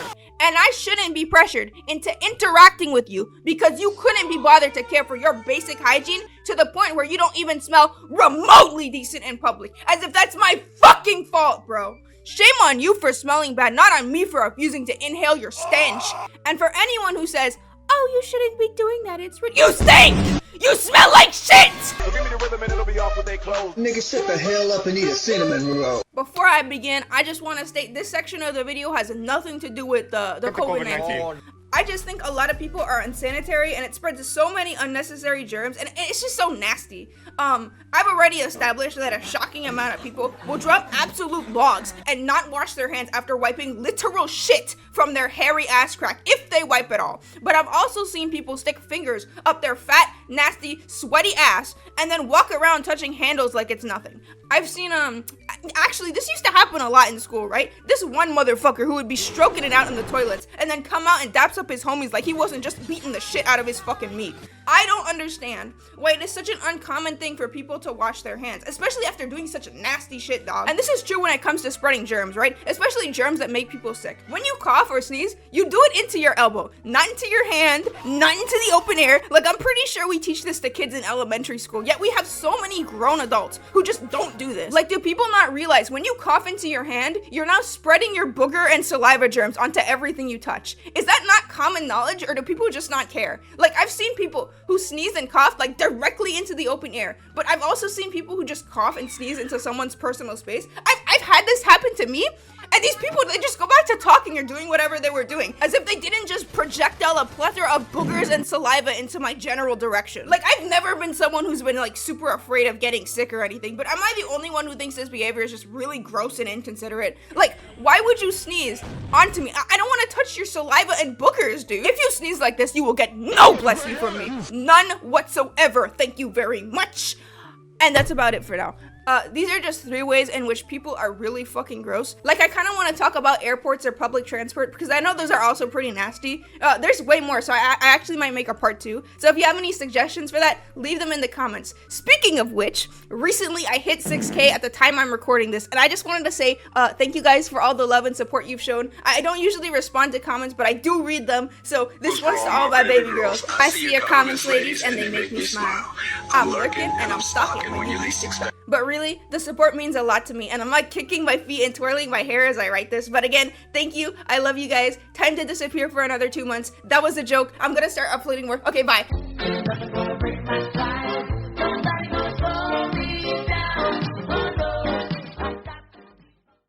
Don't care. Didn't ask. Plus you have the chance. My fucking mic.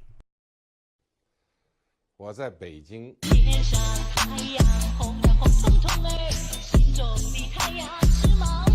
A very special good morning to all of the cute white boys watching. And to everyone else, hi, I guess, whatever. Anyways, today I'm gonna be talking about e-thoughts. This ain't really a rant video, more of a general observation, and it's mainly for jokes, so don't take anything I say super seriously. Anyways, I hope you enjoy.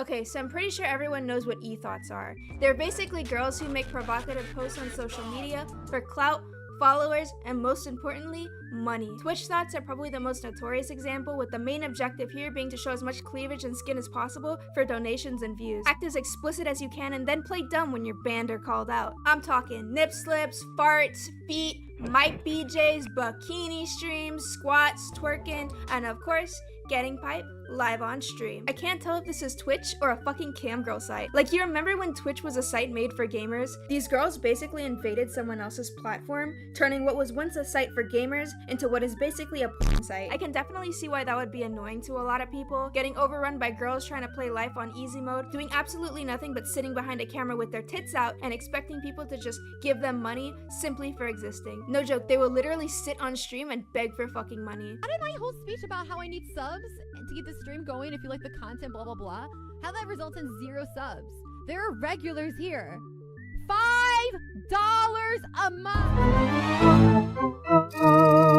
And it doesn't matter how broke you are. If you have time to watch Twitch, you have $10, truly. If you don't have $10, you probably don't have time to watch Twitch because you should be working. You should be trying to earn money. So being like, I'm broke, I can't afford to sub, that doesn't really track. What you mean to say is, I'm so irresponsible with my money, I can't support the entertainment that I enjoy. Which said that he'll match anyone who drops 20. Who's gonna drop a 20 gifted for me? You don't have to be talented or entertaining or remotely attractive. It's literally just showing your boobs and ass crack on stream to take advantage of their audience of cumbrins who will watch anything with a vagina. Hey, wait a minute. Holy fish paste! It's a god! Bruh. Huh?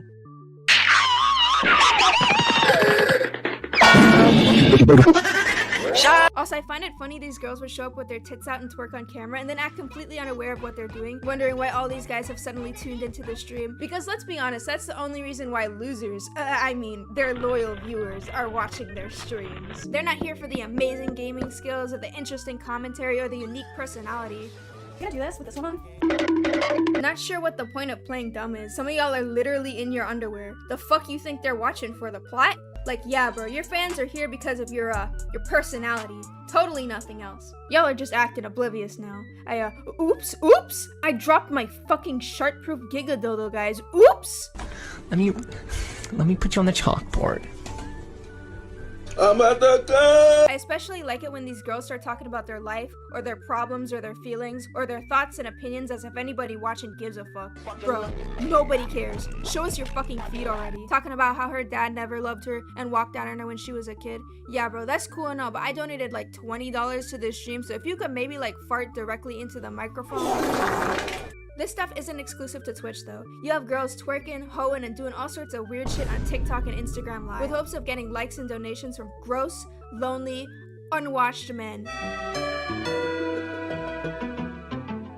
Young young fly on the track. You can even find this shit right here on YouTube. Yes, there are people uploading softcore fetish content and uncensored nipples on YouTube. Fucking wild. And I feel like the strategy here is to do this on more mainstream sites rather than the typical X sites, because they know they wouldn't be nearly as popular competing with the other girls on those sites. Even when given their own category here on Twitch, this isn't Twitch. Even when given their own category on Twitch, they still invaded other sections of the site, because they know when they invade other platforms, they don't have that competition. Or at least they didn't. Nowadays, more and more girls have caught on to the trend, and now that everyone's doing it, it's become super oversaturated. Once these girls find something that works, they just copy it over and over and over again. Like, have you ever noticed that every e-thought nowadays just looks like a clone of Belle Delphine? Oh yeah, I suppose I should mention e-girls. They make the funny porn face sometimes, I don't know. Hey, shut the hell up. Why are you telling me to shut up? Both of y'all shut the fuck up. I'm trying to get this. Anyways, this oversaturation has led to things becoming more competitive, and girls doing weirder and more degenerate things to stay ahead. Pretty sure we all know about the bathwater at this point, and other bodily fluids. But by far the best trend I've seen is the TikTok dog girls. Listen here. I don't like you. I am now going to bark at you. Woof woof bark bark. Woof woof woof bark bark. Woof woof woof. What the fuck? It looks like your dog has some sort of disease. Gotta put it down. Believe it or not, this isn't the first time e-girls have dressed up and acted like dogs. Did you just pee on the floor? Jenna, was this you? Bad girl, you know better than that. You pee outside. I could honestly make an entire video dedicated to all the weird and depraved shit they've done, because there really isn't a limit to what these girls will do for money. Including porn. Does he know the method? No way he knows the method. No way he... When all else fails, sacrifice your dignity and sell your pussy pics on the internet for money. I could say a lot about OnlyFans because I swear on Allah, this website is a hotspot for some of the most nasty, degenerate women the Western world has to offer. May Allah awaken the people and help them to see the evil doings of Israel.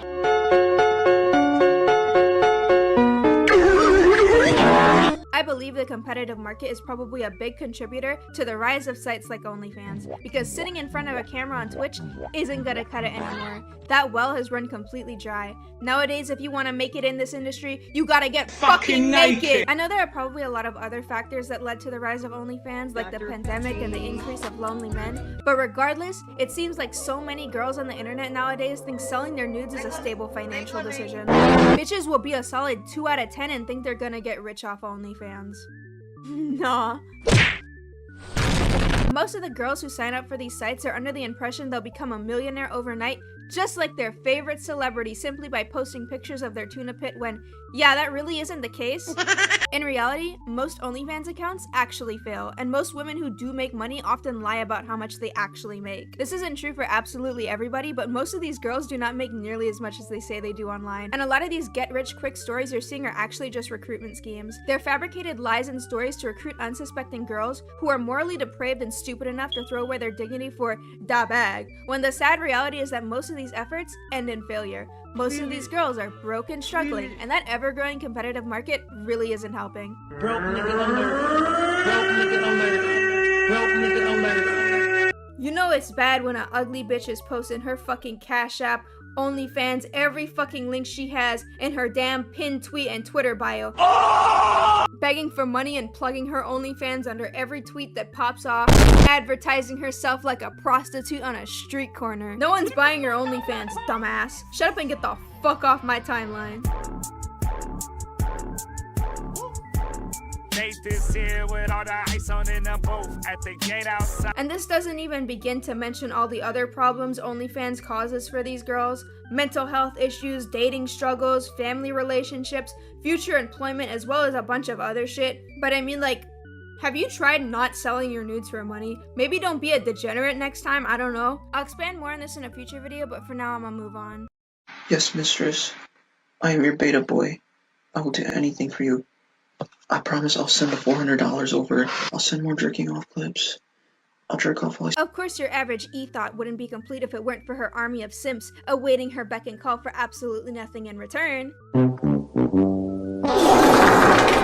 These guys are so down bad, bro. They're so thirsty. I really wish guys on the internet weren't so fucking horny. Y'all enable shit like this to happen, okay? The TikTok dog girls are your fault! Okay, so I feel as though this is part of a much larger issue, but a lot of guys nowadays, especially guys on the internet, are complete fucking cumbrains. Holy fuck.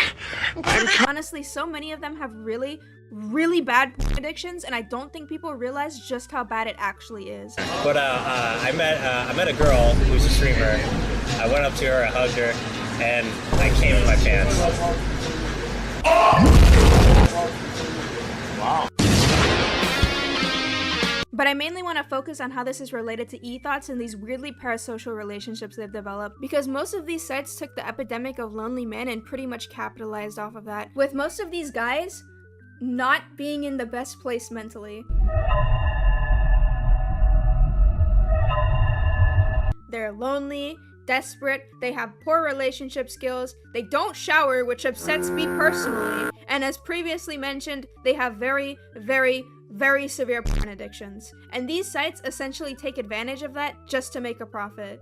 Think about it this way. Why pay for this stuff when there's a seemingly unlimited amount of free and arguably better content online? Why spend money on someone's OnlyFans when you can just watch fat bitches fighting over food on the internet for free? Pick up the phone! Because they're lonely as shit, that's why. Not only are they paying for the lewd pics, they're also paying for the interaction. They think they're receiving some special attention from these women, so they'll donate thousands to drink their piss or smell their pubes and defend their favorite e-girl till kingdom come. They think a big donation is gonna get them some pussy when that really isn't the case. They delude themselves into thinking the models they're watching actually know or care about them, when in reality, they're donating hundreds of dollars to someone who wouldn't care if they got hit by a fucking bus tomorrow. And what's even weirder is I don't think these guys really care about that. The only thing they really care about is their hedonistic desires. All they want is that sweet, juicy dopamine hit and getting any sort of social interaction from something remotely female. For example, it was revealed recently that Amaranth is creating an AI version of herself to chat with her fans, and I'm gonna be honest, bro, this shit is for fucking losers. Guys who do this shit are fucking pathetic. If you get to this point, I mean, I personally think you should be lobotomized, but I may have another solution. SpongeBob's house, SpongeBob speaking. My tip creaming right now, my tip sticky. Hey guys, Dr. Bangsnap here. Are you experiencing the following symptoms? I'm done with you, you're such a piece of garbage! Are you suffering from chronic masturbation, negative riz, and acute micropenis? Are you a tier 3 sub donating hundreds of dollars of your income just for your favorite e-girl to notice you? From my diagnosis, you may be suffering from simping disease. But do not fear, my friend, because I have a cure. Here's my proven method to get over simping. First, you take a loaded gun. Okay, so I want you to close your eyes and imagine the following scenario. Your favorite e-girl, just chillin'. She just ate some real spicy food, and it's not agreeing with her. Her tummy's grumbling, and she gotta go to the bathroom and take a shit. Not just any ordinary shit. I'm talking a mean, green, cream supreme with extra steam. I'm talking about that double dookie deluxe with triple Hershey squirts, wet and dry. This bitch has constipation and diarrhea at the same time. Face turning red, sweating like she's about to pass out, moaning from the pain, grunting from the prolapse. Code brown, this is a fully naked type of shit. Just imagine her squeezing that toilet clogger out of her chocolate starfish like she's about to pop the nastiest anal fisher the world has ever seen. Gentlemen, get the spoons. Tonight, we feast! Okay, hopefully by imagining this scenario, you are disgusted to the point where you are no longer attracted to this person. Your simping should be cured. No need to thank me. If this doesn't work, or worse, you're turned on by this, I recommend going to therapy. Euthanasia also works. And remember, if everyone does their part, we can help stop the spread of simping. So Fauci-tastic. Anyways, I hope this helped, and I hope you liked this video. Before I go, I just want to say thank you for the recent interactions on my videos, and also thank you for 100 subs. We are on the road to overtake Mr. Beast and President Obama. But for real though, it means a lot. Love you guys, bye! We gon' rock this club, we gon' go all night, we gon' light it up like it's dynamite. Hey yo, my mans, hit that for me again, bro.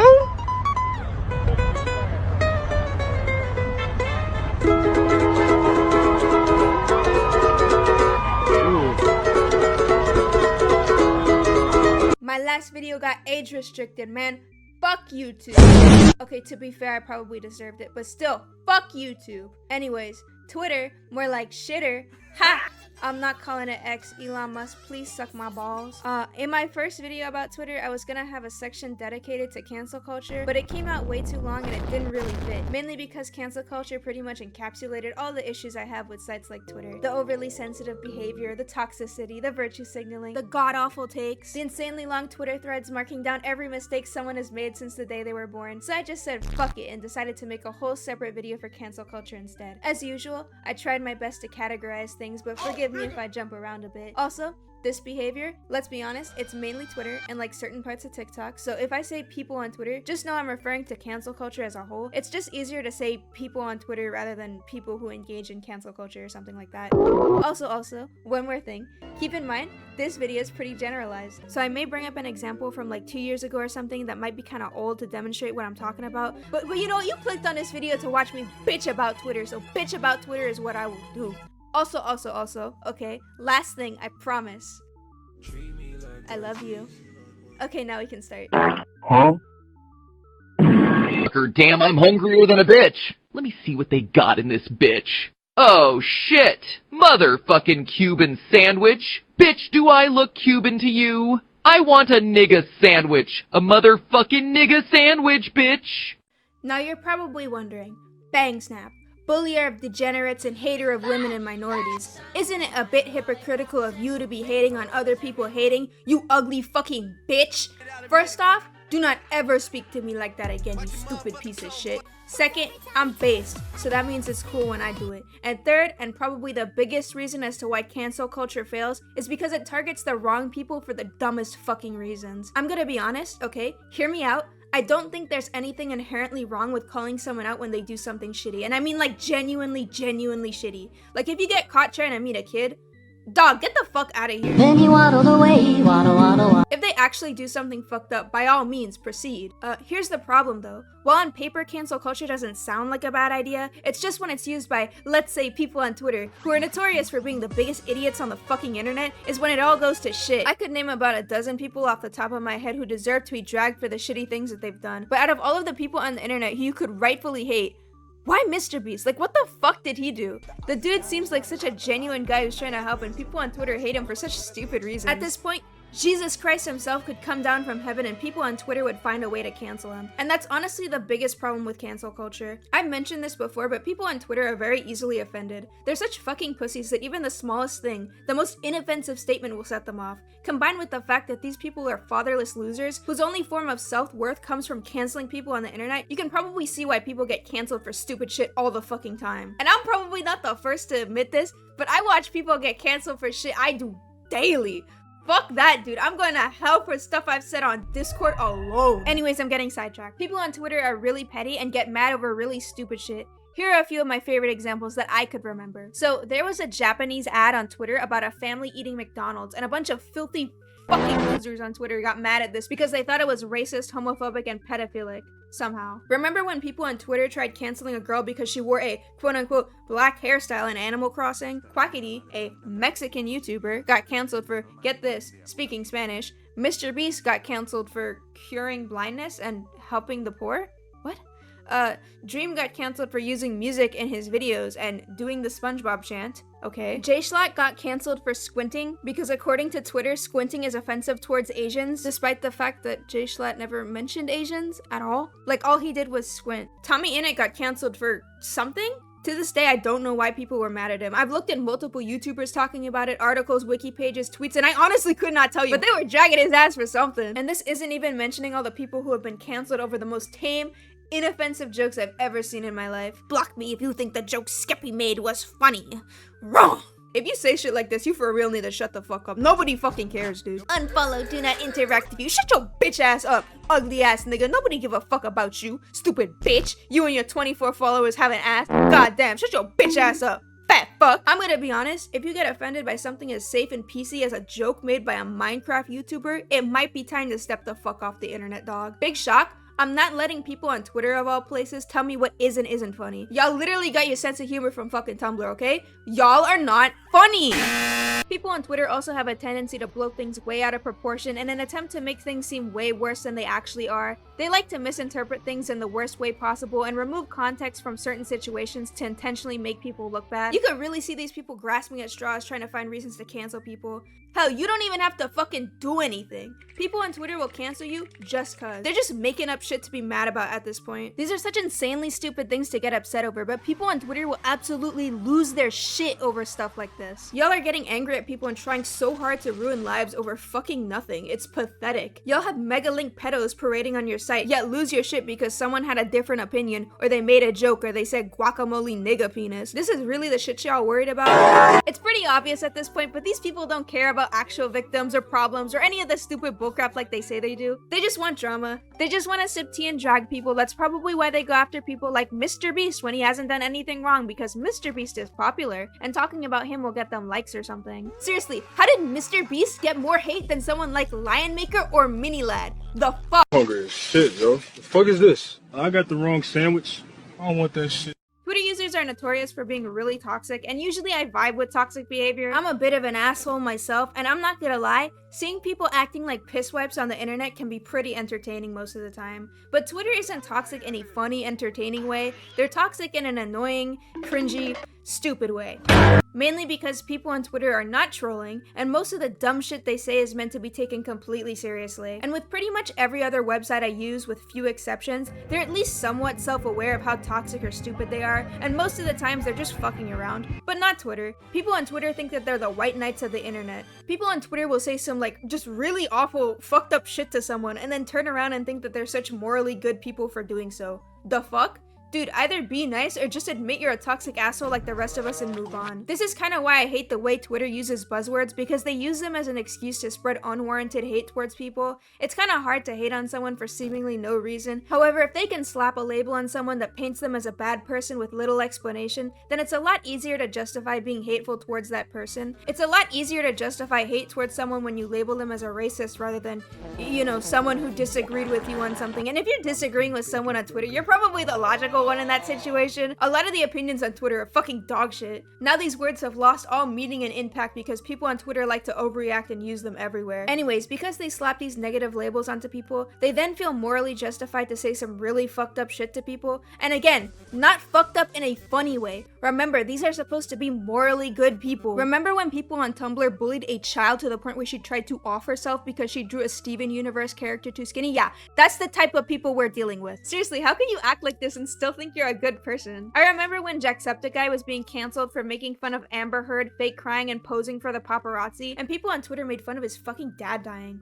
Jesus Christ, what the hell? These people would wish death on your wife and unborn child because you disagreed with something they said.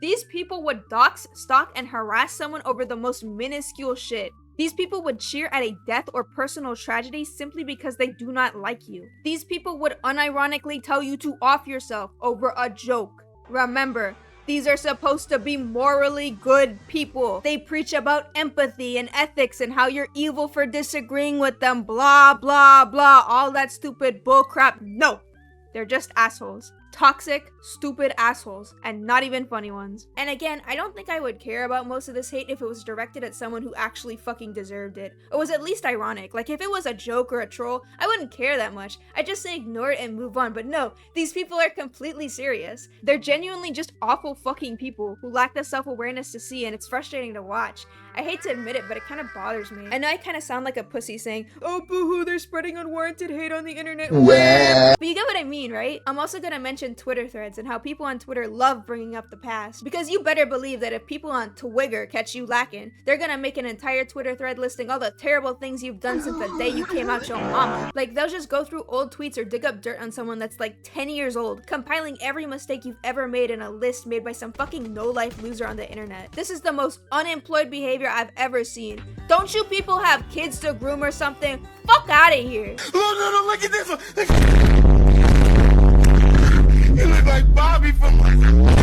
For some reason, these people have this idea that once somebody has made the tiniest mistake ever, they can never be forgiven for the rest of their life. People want to prove that they're such morally good people to random strangers on the internet that they're willing to tear down others for the smallest mistake. Y'all swear you're the good person in this scenario. You're really not. But none of this matters because Twitter users are degenerates with the attention span of a half-eaten squirrel and will probably get distracted by porn a few seconds after trying to cancel someone. I can tell you what this really means. It means China has successfully killed the Wither and now has the resources necessary to activate a beacon. You've probably heard the term mob mentality thrown around a lot when talking about cancel culture, and rightfully so. You'll oftentimes have these instances of massive groups of people attacking one person over something really stupid, like something taken wildly out of context, or an accusation with no proof, or sometimes people on Twitter just straight up fucking lie. And considering the stuff I've mentioned previously, you can probably tell how that goes. Twitter users don't really think for themselves. They just believe the first narrative that comes across their screen. Doesn't matter if that narrative is true or has any sort of backing behind it. They believe it and spread it, and most of the times it's just stupid bullshit. They see a random statement on Twitter and assume it's true and don't bother doing any further research. And this is made really funny by the fact that people on Twitter will believe literally anything if it means dragging someone they don't like, with no verification, no proof, and no questions asked. Most of these claims don't really carry much weight because they fail to do the bare minimum, like providing evidence. Crazy idea, right? Yet people on Twitter believe them anyways. But again, why bother providing evidence when people on Twitter don't need evidence before blindly attacking someone? You'll have these dummy throwaway accounts on Reddit and Twitter that were made a few days ago, and they'll make these posts spreading lies and misinformation about someone, and people on Twitter will eat this shit up and repeat that same wrong information in an attempt to try and cancel people. And then it just spirals from there. In case you haven't noticed, misinformation spreads like wildfire on Twitter because the concept of critical thinking does not exist on this fucking website. You have no idea how many times I've seen threads on Twitter where someone is being canceled and they're just making all the weirdest accusations and claims against a person, and when you ask them to explain or provide evidence for the crazy shit that they're saying, they tell you, oh, some random person on Twitter said so, who got it from someone else on Twitter, who got it from someone else on Twitter, who got it from a Twitter thread from a burner account whose tweets all got deleted, and they never actually provided any proof. You see where I'm going with this, right? It's just a massive snowball effect because nobody here ever bothers to ask questions on information that can so easily be debunked or provide actual proof for the shit that they're saying. So it just spirals out of control. At no point during this whole thing did anybody stop and process any of the information that was actually being said. They just kept spreading the same bullshit to someone else who kept spreading the same bullshit, and the cycle just repeats itself. No one wants to hear your uneducated opinion. Just shut the fuck up! Most of the shit being said is fucking stupid and illogical if you think about it for more than 2 seconds, which is something that people on Twitter cannot do for some reason. Is it really so hard for people on Twitter to think for themselves and come to their own conclusion, or do they just believe everything they see on the internet and take everything being said at face value? That's an ironic question. Of course the answer is yes. Like, you realize not everything on the internet is true, right? You realize people on the internet can lie, right? Right? And it's not like you can reason with these people either, because even when proven wrong, they still try and double down on the dumb shit that they're saying. Bro, hurry up and delete this shit, please. Take your L and get the fuck out. God damn. Let me give an example. So there was this disabled artist on Twitter who lost their leg to cancer, and they drew a bunch of characters with mobility devices. I can't say that word. This random user out of nowhere then accuses this person of having an amputation fetish and amputating their own healthy leg for no reason. Someone also dropped a pedo accusation, because why the fuck not? And with absolutely no evidence other than this guy said so, source bro, just trust me, people on Twitter ran with this information and bullied this artist off the site. It later turned out none of this was true. This person was just talking out of their fucking ass. But did anybody even bother asking questions like, hey yo bro, that's kind of a wild accusation to be making. You got any proof? Like, nah bro, let's just believe this crazy claim, no questions asked, and bully this person off Twitter. God, I fucking hate this website. I know this is gonna sound like a weird example, but I thought I'd include it just to show how easy it is to spread misinformation on Twitter. In Dream's video where he responds to his allegations, he has a part where he faked a bunch of evidence against Pokimane and XQC, and he essentially did this to make a point to show how easy it is to fake evidence and lie on the internet, and how easily people on Twitter would just believe anything. And despite him literally saying in the video it was fake, people on Twitter thought it was real and tried to expose XQC and Pokimane.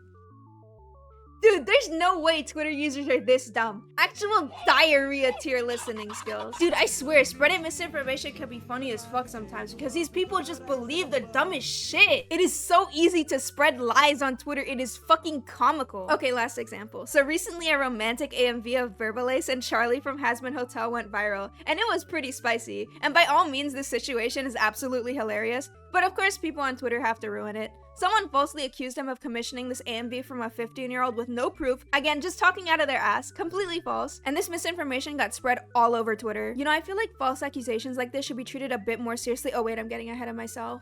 Man, it doesn't matter if you 15, my nigga. I like young girls. I like them 15, 14, 16. I like them real young, my nigga. I don't like women in their 20s. All the girls in the 20s, I'm cool with them, girl. I like fucking girls like 15, 14. This will probably get its own dedicated video, but holy fucking shit. False accusations on Twitter are so bad, and I feel like they've gotten particularly bad recently. People on Twitter will look for the smallest reasons to call someone a pedo or a rapist or whatever, and it's become a bit of a trend to falsely accuse people of serious crimes. Also, let me make this very clear, I'm not saying every accusation made is false, but anytime any allegations like this drop, people on Twitter handle it in the worst fucking way possible because they're idiots. I don't want to repeat myself too much, but take everything I've said so far, especially what I said in the last section, and instead of it being applied to petty internet drama, it's a very real-life ruining accusation. That's how these types of situations are handled on Twitter. They have no nuance in situations like this. They don't sit down and come to their own conclusions. They jump on bandwagons. They run with the first narrative that comes across their screen and essentially regurgitate the same information they saw someone else on Twitter say, regardless of if it's true or not. They have a really bad guilty until proven innocent mentality, and this isn't me exaggerating either. People on Twitter will look you dead in the eyes and tell you the guilty until proven innocent mentality is a good thing verbatim. And keep in mind, this mentality isn't held by a small portion of Twitter users. It's a widely held belief on the website. You can literally go on Twitter right now and make a tweet on a throwaway account saying, Mr. Beast touched my pee-pee when I was 7, and people on Twitter will just straight up believe you. It's insane. This isn't even an exaggeration either. I've seen this happen firsthand. Hell, when Dream dropped his response, people on Twitter straight up openly admitted to not watching the video, yet still labeling him as a groomer. Bro, are you fucking stupid?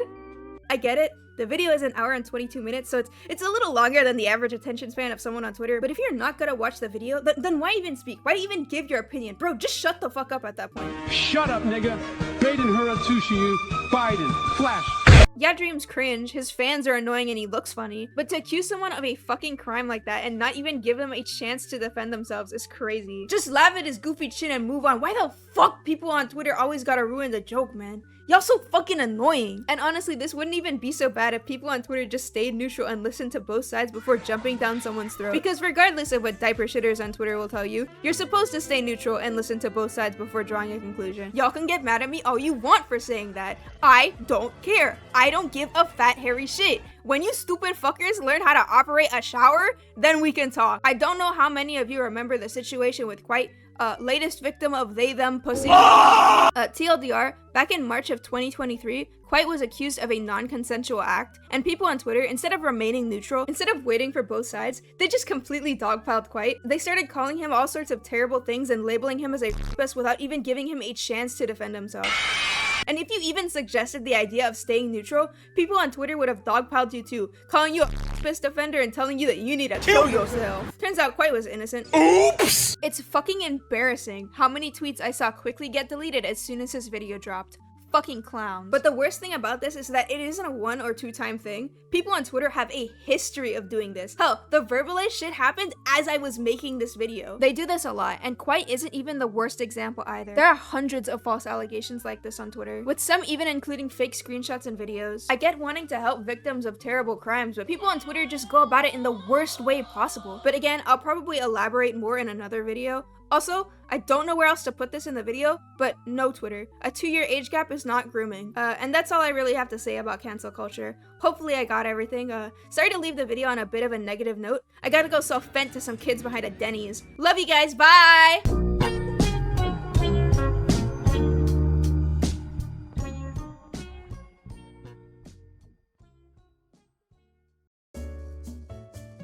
Alright, let's go. Twitter! Yeah, I don't really like Twitter. I can't recall a single positive thing ever said about this website. It just seems like everybody hates it, and I can honestly see why.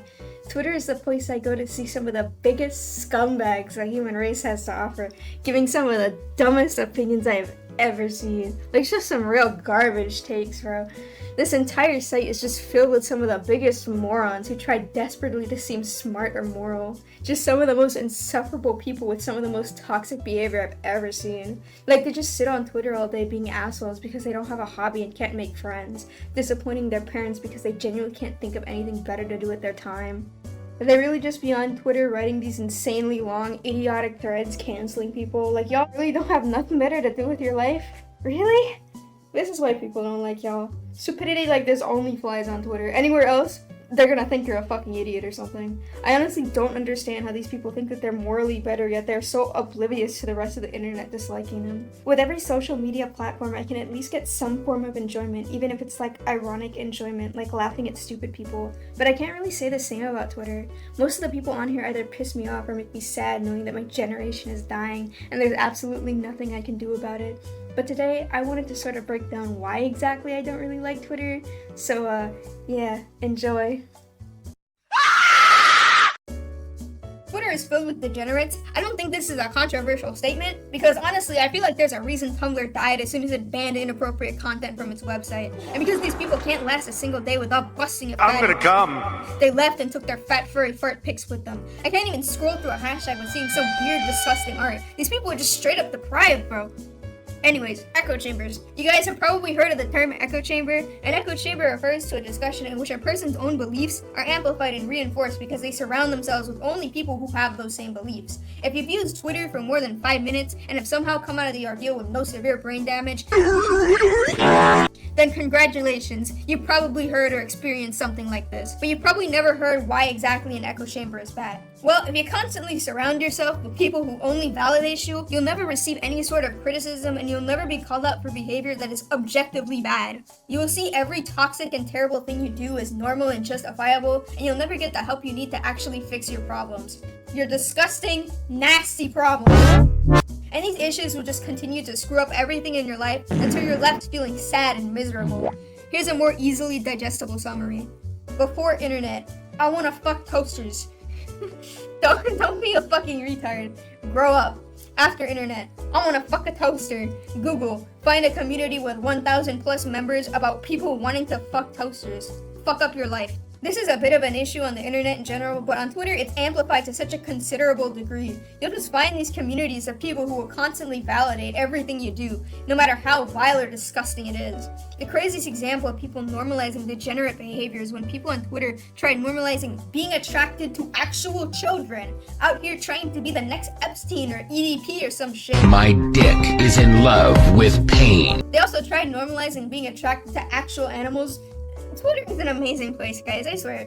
Also, the word normalize gets thrown around a lot. You'll see people say stuff like, normalize this or normalize that. You never see people on Twitter normalize, I don't know, common sense, basic human decency, not being fucking ugly. I swear these people are like societal rejects or something. I don't think these people realize just how unbearable they are, because you'll see posts talking about how people don't like them and they think it's because they're weird or something. No, you're not weird, you're just really stupid and unlikable.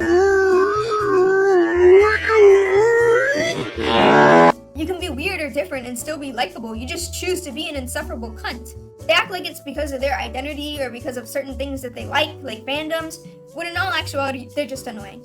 They also really love glorifying mental illness for some reason. And when I say mental illness, I don't actually mean mental illness. I mean people who fake self-diagnose themselves with 20 different disorders because they want attention from strangers on the internet. For some reason, they think it's just cute and quirky to pretend to suffer from mental illness, and then they get mad when someone calls them out. Like, dog, are you serious? I've literally seen people on Twitter who pretend to have a personality disorder and list their 10 different personalities in their Twitter bio, all of which are named after and inspired by their favorite anime characters, complete with different sexualities and pronouns for each. Guys, one time when I was 12, my mom yelled at me for taking the bed and wet creamy shit. Now I suffer from depression, ADHD, anxiety, split personality disorder, Tourette's, OCD, chlamydia, autism, bipolar disorder, PTSD, and a prolapse asshole. Please give me likes on twitter.com. I'm assuming this is to make up for the fact that they lack any sort of personality whatsoever. I am currently hitting the griddy for Ukraine. People on Twitter have this insane superiority complex. They think that they're the best thing since sliced bread and anal, when in all actuality, everybody hates them. But for some reason, they believe that they're morally better than you because they pretend to care about social issues, when in all actuality, they support current popular thing because they want likes and validation from strangers on the internet. Typically, they just blame straight white guys for everything. Like, no, Twitter, cis white men are not behind your parents' divorce. But what the hell, boy? Another thing they do is repeat the most basic, safe shit that they think is super inspirational and meaningful, when in all actuality, it's about as deep as a puddle. Things like racism bad. Oh wow, you're really making us think with that one. I'm sure every racist who saw your post on Twitter immediately dropped to the floor, started crying, and decided to change their ways forever. They pretend to care about these social issues to look good on social media, when in all actuality, don't give a shit. Dear President Vladimir Putin, I'm so— Shut the fuck up! Do you know how many times I've seen a tweet talking about something serious and then right below it, there's a plug for someone's shit-ass art or their fucking OnlyFans or some other nonsense? Bruh.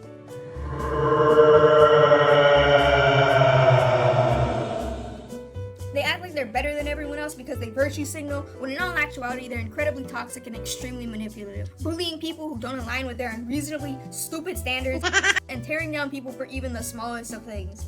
Really out here harassing people, doxing people, just saying some of the most vile, disgusting shit to people.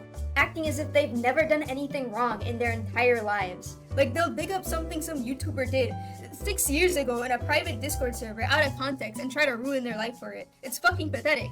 And you'll have people in their replies cheering them on like, yes, queen, slay, let's go, yes. Yes, you're a queen. Like, nah bro, get your ugly ass off of Twitter and go take a damn shower, you nasty stinking bitch. Not at all, boy! And then a few days later, the same people trying to tear others down get called out for doing some stupid shit themselves. Because they hold each other to this insanely impossible standard that no one can uphold.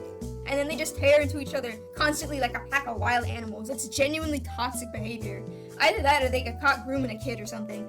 I don't know why this is such a big issue for people on Twitter, but it is. I love children. What's even worse is that they don't even practice what they preach 99% of the time. They preach about how important mental health is, but will bully and harass literal children to the point of wanting to off themselves and needing therapy to cope. They'll tell you racism and sexism is bad, but also white people, am I right?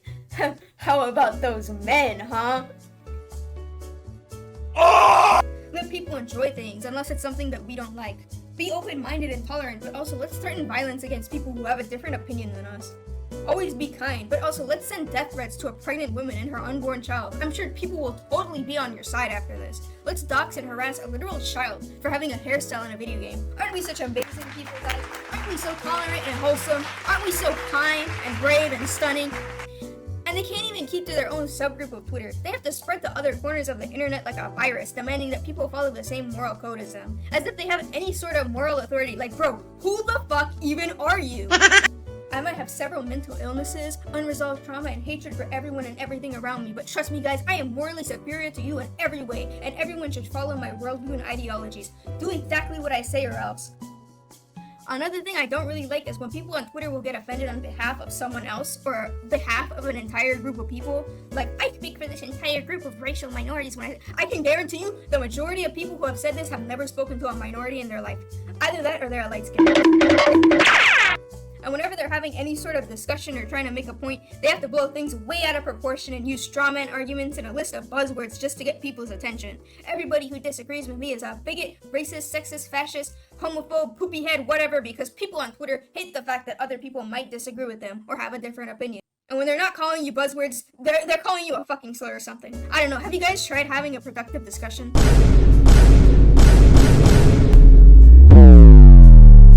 Oh, and one more thing that I actually like about Twitter is when people go overboard with virtue signaling and they actually say something that's really stupid or offensive and then people get mad at them. If you kick every Latino out of this country, then who is going to be cleaning your toilet, Donald Trump? Oh, that's no. In the sense that, you know what I mean? Like, I just think it's funny.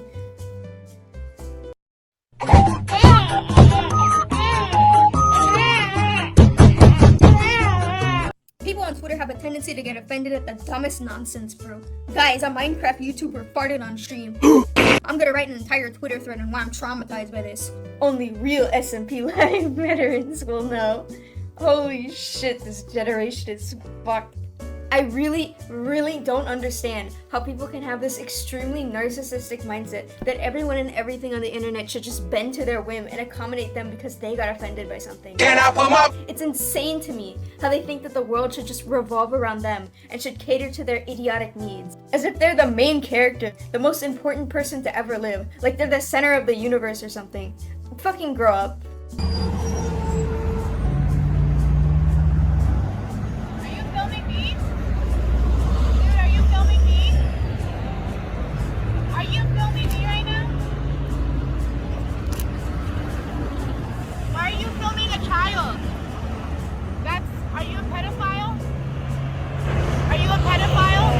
And God forbid you step even the slightest bit out of line on Twitter, because they'll get mad at you over the most idiotic bullshit I've ever seen. They'll want your entire life ruined. They want to make sure you never walk freely in public again because some crybaby on Twitter got offended. Boo! And in the eyes of someone on Twitter, if you make even the smallest mistake once in your life, you can never be forgiven, ever. It's not like human beings grow and change into better people because of the bad things they did in the past or anything. Nope, people can never change ever and will continue to be bad people and should never be forgiven ever. Thanks, Twitter. Back in my day, kids watched YouTube poops, machinimas, and people getting torn limb from limb on Live Leak. Nowadays, you get groomed into being a ZZ or pansexual femboy by some 40-year-old man on Twitter. Back in my day, if you couldn't handle something on the internet, you'd get the fuck off the internet. Nowadays, people want to baby-proof the internet so as to not offend people, and by people I mean pussies. These people are absolute wusses who get mad over everything, some of which I believe actively look for things to be mad at or go out of their way to make up problems. Honestly, these people act like such fucking babies that it doesn't even surprise me when one of them posts pictures of them wearing diapers.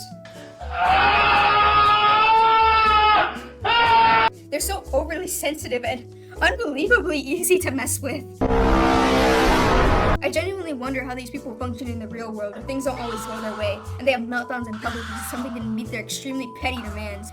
This is the neighborhood, and you are not welcome. That's why I need to be here. These people need to pull a tampon out of their ass and grow some fucking balls. And what's even worse is that Twitter bends the knee to these people. You can get banned from the website for offending some moron because apparently idiots are classified as a protected group on Twitter. Now I'm supposed to watch what I say because Abby, BLM, ACAB, 14-year-old, ZZM, gender fluid, polypansexual, POC, neurodivergent, autistic, ADHD, Biden 2024, Scorpio, INFP, trans species, eat the rich, fuck racist, took issue with something that I said as if I'm supposed to give a shit, bro. As if I'm supposed to care. I don't care. Don't care. Don't care. Don't care. Still don't care. I don't care. I don't. But believe it or not, there's actually a scientific explanation for this behavior. You see, people on Twitter lack a very important part of their skeleton. It's called a backbone. Do people seriously have nothing better to do with your time than complaining about such petty, stupid shit on the internet? You're a fucking idiot.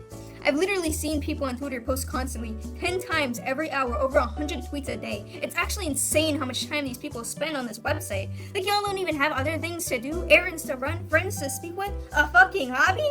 I've actually spoken to people like this in real life, and it's genuinely a horrible experience. Talking to these people is like walking on eggshells. I can see why they spend so much time on Twitter because nobody wants to be around people who act like this. Did you know that if you stop talking, we don't have to hear your annoying ass? They're genuinely insufferable. Nobody wants to be around the table, cracking jokes with friends, and one person is just like, actually bro, this is offensive to the Sudanese people. Like, fucking yikes, bro. This kind of goes back to what I said before. People act like they're better than you because they've never laughed at anything offensive, and they're just perfect 100% of the time. Yeah, that's fucking cap, and you know it. That's cap. Taylor knew that. That's cap. I accuse you of capping. And every time they do some stupid shit, they have to make themselves look like the victim.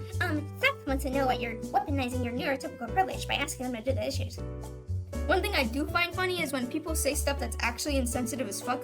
Like, someone will make a post talking about how someone passed away, and some idiot in the replies will be like, well, maybe if they stand Luna. If Kobe Bryant stand Luna, he wouldn't have died. Who asked? Also, while we're on the topic, why are K-pop stands and Minecraft stands by far the most insufferable? The sky's falling, the wind is calling, stand for something or die in the morning. Section 80, high power. More chips today, Ted? Mm-hmm. Ted! People on this godforsaken website have no sense of humor whatsoever. Looking at memes on Twitter is like a form of human torture. Any jokes these people make are insanely unfunny. Since when did we let people who look like this determine what is and isn't funny? The only funny thing about these people is that they look like fucking clowns. Oops! This kind of goes hand in hand with my last point of people on Twitter getting mad at fucking everything. That and also people acting like they're perfect and have never laughed at an edgy joke before. Now any form of actually funny comedy no longer exists on the website.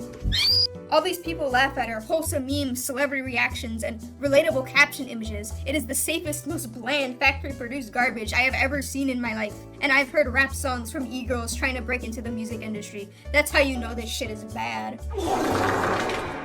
No wonder these people are so unbelievably miserable. They don't know how to laugh at anything actually funny. Like, geez, I'm sorry, I don't laugh at a fucking wall of Tumblr text, or people who react by slamming random letters in their keyboard.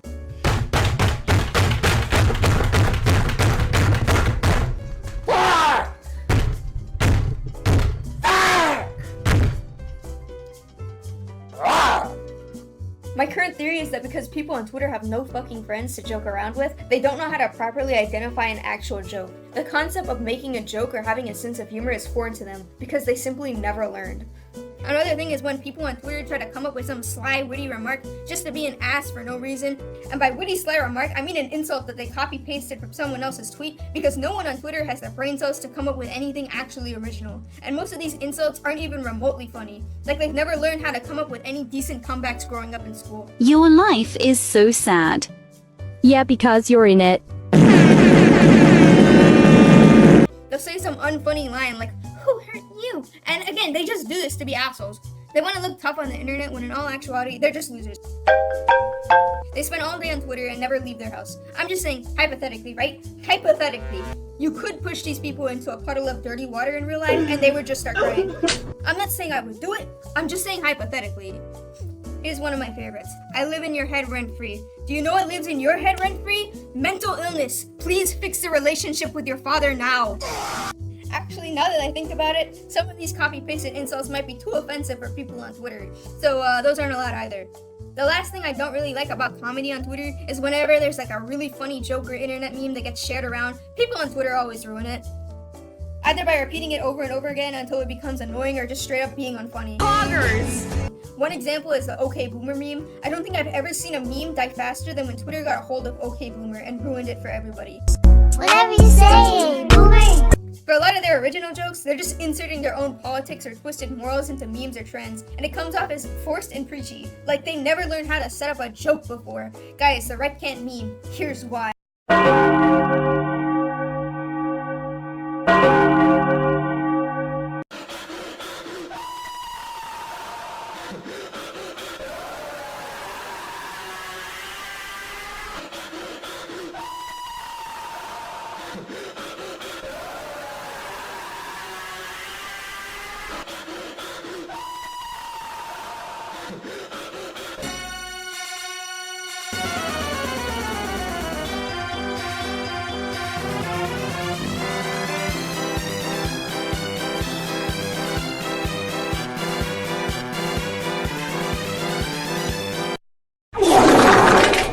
Anyways, that's all I really have to say. I only really touched on cancel culture briefly because I feel like that deserves a video of its own. I probably missed some other stuff as well. Sorry about that. Sorry if I sounded a bit mad. I'm not actually that heated. Also, I apologize if the audio isn't the best or if the video seems a bit amateur. I don't really have the best equipment with me at the moment, but regardless, I hope you enjoyed the video. Bye! Hey guys, I'm back! Oops. So I kind of had a lot of trouble making this video because I didn't know how to tackle the topic of TikTok. It's just such an insanely massive platform with so much happening, but it's hard to summarize. There are so many trends and different types of content that tend to overlap with each other. I honestly feel like some of these trends had enough crazy shit going on that I could make an entirely separate video on each of them. There was just so much I wanted to talk about, and the vast amount of slop content I've seen can't easily be put into words. SpongeBob SquarePants toothpaste to clean my teeth. I just didn't know how to approach it or where to start. I mean, I suppose I could talk about how the app is being used by the Chinese Communist Party to spy on people, gather information off their phones without them knowing, use that data to create digital profiles of people, targeting the younger generation by manipulating them, by purposely promoting degenerate content only on its American service, and reducing people's attention spans to that of a fucking goldfish. But that shit's boring as fuck! I I want to watch mentally ill people embarrass themselves on the internet for fun. So let's talk about all the degenerates I found while looking through this app. This stuff is kind of hard to categorize, but I gave it my best shot. For the sake of this video, I'm going to break this down into two types of degenerate content. The first part is what I call the mentally ill content, and it's basically people acting like terminally online losers, doing or saying stupid, depraved shit that ranges from relatively embarrassing to making me lose faith in the future of our society. It's typically people with untreated issues falling down rabbit holes that fuck them up.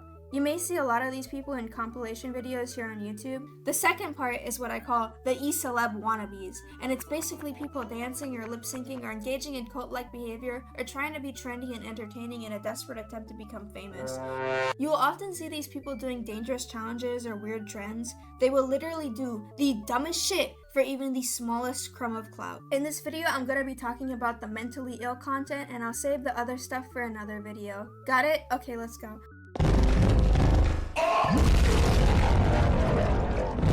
TikTok is a prime example of why you don't give mentally unstable people unrestricted access to the internet. So many people with untreated problems will go on this app and fall into these weird online communities that are just filled with degenerates, who constantly tell you that a lot of the stupid and depraved shit they do is okay when it's not.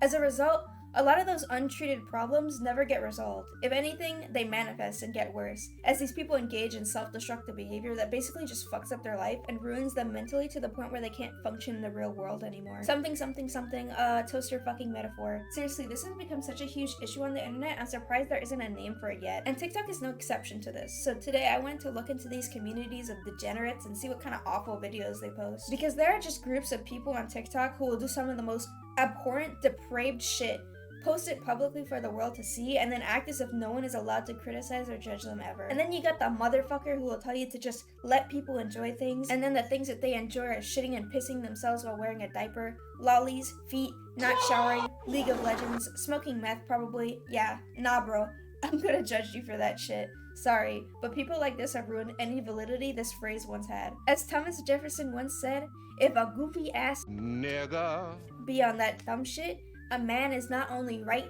to clown that, he is obligated to do so. Don't get me wrong, I don't want to hate on someone because they like something, but people tend to forget that there's a difference between liking certain things and being an absolute fucking degenerate on the internet.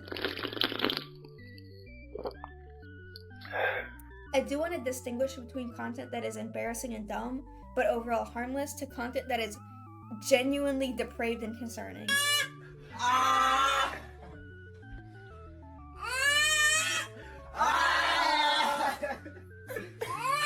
I really wanted to dig deep and find some of the worst communities and trends this side of TikTok had to offer. And after doing some searching, I am honestly a bit concerned for the future of our society. But I do want to get that out of the way before I dissect some of the trends I found on this disease-ridden app. I know I'm probably not going to get to everything, but I picked the ones that I thought were the most interesting to talk about. Some are a bit worse than others. With that said, I feel like I've fallen down some sort of rabbit hole. Enjoy. Minecraft, whoa, adding cheese to your car. So I'm not sure if this is considered a trend or not, but people on TikTok are really fucking ugly. I feel like a lot of people on here don't bother taking care of their physical appearance at all. I just think water is really, really disgusting. I only like physics. Hey yo, is that pyrocynical? Okay, I'll pull up. Anyways, I feel like a lot of people on TikTok either don't really take care of themselves or they go out of their way to look like this.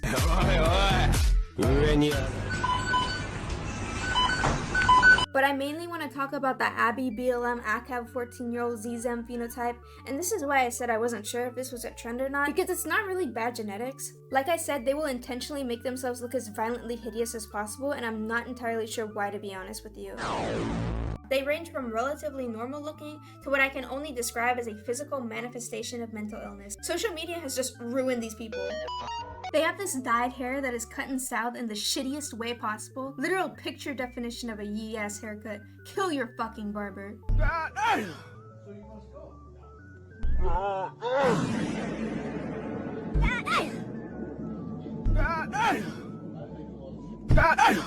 Most of these people look like they've never touched a hairbrush in their fucking life. They oftentimes have this crazy or smug look to them. They look very deranged or rabid, and this isn't helped by the fact that their makeup looks like fucking dog ass. God forbid any of these people leave their fucking house.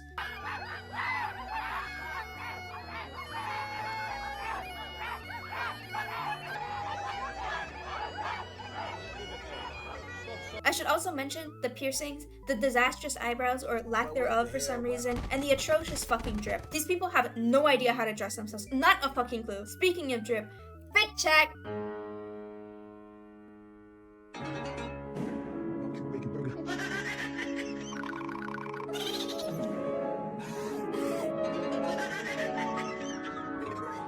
These people also fucking stink in real life. Like, they smell really bad. Never have I ever. Crusty edition. Taking a shower and putting the same clothes back on. Not shower for more than a week.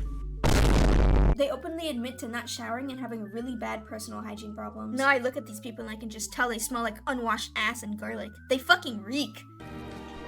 Excuse me. Non-gender conforming Zayzaminin Latinx queen. I hope my horrible ugliness won't be a distraction to you. Not at all, boy! And you know when they pull up like this, you're about to hear some real dumbass shit. These people have some of the worst fucking opinions I have ever heard in my life. If you're white and you think that your opinion should be shared.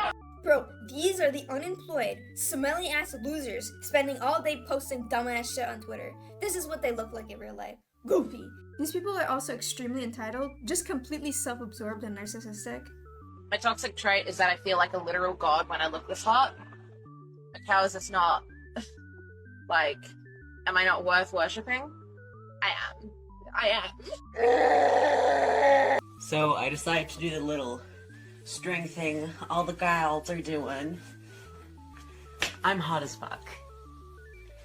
Suffer. My pronouns are she, her, they, them, or your grace. My eyes are tattooed. My nose is a piercing. I identify as a threat, a nightmare, and a goddess, so please bow down to me. I do not believe in God, I don't worship the devil, but yes, I am a Satanist, which means I am my own god and I worship myself. Thank you, have a good day. If my pronoun was Z, you would say Jeffrey is a brilliant thinker. Z is one of the most attractive people I've ever seen.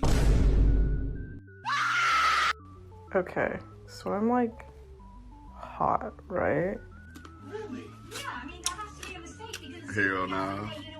I gift these hot pics to the world, and no one ever slides into my DMs. Hate to break it to you, but y'all look stupid as shit.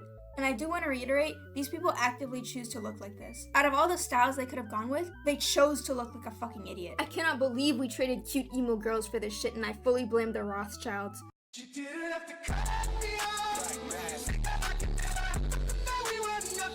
First up is the diaper thing. I do not vibe with the diaper thing. So if you don't know, this trend is most commonly referred to as little space, and it's basically people who act like babies by doing this thing they call age regressing. Thank you. I know it's pretty progress. I do the wings. So they spend money on baby clothes they wear, pacifiers to suck on, baby bottles, coloring books, and of course, the diapers. And if you're wondering, yes, they do in fact use the diapers. Don't ask me how I know this, okay? I've seen some shit. That pun was not intended. If I don't wear pants and you don't wear pants and one of us starts to pee. Little space capitalists be like, pull yourself up by that diaper straps. Shout out to my crinkle queens, we wear diapers for life. We also have baby furs and diaper furs, which are just furries that wear diapers and act like babies. Bro, what the fuck are you doing? Also, while I'm aware that this isn't the case for everybody who does this, a lot of the people who do this kind of thing do it for those reasons. Yes, those reasons. I'm coming. I really shouldn't have to explain why this is disgusting. This trend is actually surprisingly common too. Like, someone you know might be doing this. 2 of my friends did this. It's very gross and I don't like it. Moving on. I'm putting my extremely profoundly disabled 7-year-old into a residential facility so I can forget he exists. Next up is faking mental disorders. You've most likely seen this trend before, and I feel as though the reason why is because it's become super widespread on TikTok. It's basically become a trend to pretend to suffer from mental disorders on this app. They've glamorized these disorders to the point that it's now seen as a quirky thing to have OCD, autism, DID, or ADHD, or Tourette's or something. Funko Pops are for ADHD golden retriever boys, while squishmallows are for autistic submissive gays. What are you talking about, cracker? Fuck you! I assume they do this because they want clout or sympathy or attention that their parents clearly never gave them. Any interest they might have, any small thing they do, they think is a symptom of autism or ADHD or something. They'll mimic certain aspects of the disorders, like imitating tics and stimming and stuff. There are people on here who pretend to have DID, which is apparently a really popular one, and they'll make all their personalities or alters these cool edgy anime characters or Minecraft YouTubers. Sin City wasn't made for you. And let's not forget giving our alters cool quirky pronouns like doll self and ghost self. Another one of our alters, Gabe, he also uses ghost self sometimes. He could technically be considered a ghost because of his source, but also because of his source, he doesn't consider himself a Number ghost. 15, twerking chicken. The twerking chicken tries to give you a boner. However, I think by far the worst thing about this trend is that a lot of the people who fake these disorders use them as an excuse to do some deplorable or stupid shit, and they basically do this to label any sort of judgment against them as ableist. Using kitty self pronouns, acting like an actual fucking child, or just straight up not showering. Just say it's a trait of your self-diagnosed ADHD or autism, and now anyone who criticizes you is immediately ableist. And again, most of these people aren't autistic or anything like that. They're just saying that so they can use it as an excuse to act like a degenerate loser on TikTok. Hey yo, what the fuck? Guys, I'm so autistic, lol, I'm so ADHD coded, ooh. Not me hyperfixating on insert basic interest here. I'm so neurodivergent and quirky. I self-diagnosed myself with 20 different disorders I saw on TikTok. Guys, I have DID and I have 20 different alters that are based on my favorite anime characters and Minecraft YouTubers. One of my alters is based on dweeb, and their dweeb gender and their pronouns are ooh shelf. Positive comments only or you're ableist. You neurotypical people are so boring. They would never understand me. Here are all my favorite tics, guys. Anyways, guys, watch me stim. LMAO, I am totally stimming right now. Please, for the love of God, shut the fuck up. With this, come on. And these, what do you think? People on TikTok took the concept of being gay and made it into a trend. Now they're making up new genders, sexualities, and pronouns, with each one being more absurd and ridiculous than the last. There are a lot of different terms, and most of them are just made-up words, like actual gibberish, literal poop speak, diarrhea nonsense. Mappa, Nini, Nopa, Nori, Opa, Pere, Pom Pom, Zaza, Zizi. Lip romantic / achy-romantic. The Lexi gender. Allosexual. Veramoric. Toric. Feminomoric. Trixic. Libra genders, Libra fluid. Cake gender, Prince self, Bunny self, and blood self. For the love of God! About emoji pronouns. Bun self pronouns. Fair's pronouns. Fairy self. Bee self. I use they demon pronouns. Faye self pronouns. Ghost self pronouns. Bug wanted to go to the store by Bug self. Hey paints self pronouns. For the love of God!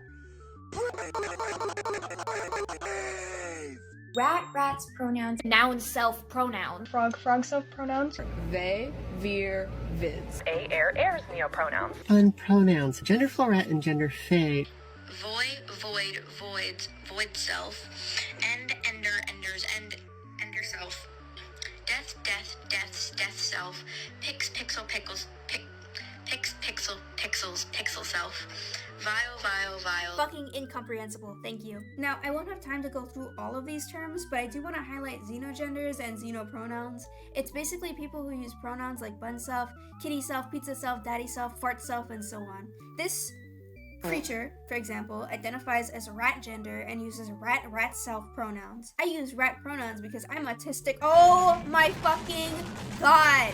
There are people in these replays calling others ableist for not supporting someone identifying as a rat because this person claims to be autistic. Guys, I'm actually so fucking done right now. This person identifies as cat gender. They also have really bad personal hygiene. Big shock. Fuck, I'm cat gender. I use he and yeah, fur, purse pronouns. This person is using God pronouns. This person is using pronouns that are just emojis. This person identifies as a doll. Like, their gender is literally just a doll. Quandale Dingle here. This person is fucking dream gender. fucking bluey gender. What the fuck? Honestly, it's not even the genders. These people just have a weird obsession with labels that I don't fucking understand. I'm Cody, pronouns em, airs, or zem, zers, or really any neo pronouns that aren't ze, her, hers. I am a white, transmasculine, femme, non-binary, temporarily mostly able-bodied, neurodivergent, obsessive-compulsive, chronically ill, culturally Jewish, Unitarian Universalist, non-monogamous, demi-low romantic, gray demi-bisexual, survivor of acute and complex trauma, millennial, and cat parent in mental health recovery. Yeah, I'm not referring to anyone with no poop self-pronouns or whatever dumb shit these people make up. If you want to hate me for that, go ahead. I really don't fucking care. And no, it's not exclusionary or discriminatory to not want to refer to someone with toilet self-pronouns. Stop being a terminally online loser, please. They really just be out here calling other people ignorant or judgmental because someone told them Among Us gender wasn't valid. Like, nah, that's not how it works. I hate to break it to y'all, but this shit is fucking stupid, okay? It's fucking dumb. This type of thing used to be a fucking joke. They make these super aggressive rant-style TikToks demanding to be referred to as poop demon self. Like, nah bro, I'm good, thanks. I do have more to say about this though, but I'll save it for another video. Next, Good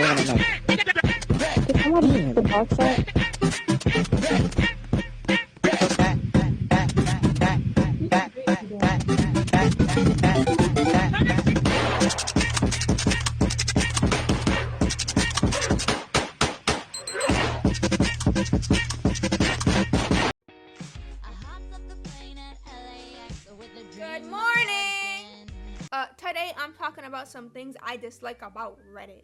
And before I begin, I want to preface this video by saying I don't actually have that much beef with Reddit. From how I sound in the video, it seems like I absolutely despise this site. But I don't really hate Reddit, at least not like I hate Twitter. I'm just listing a few things I dislike about the user base for entertainment purposes. Alright, that's it. Now we can start.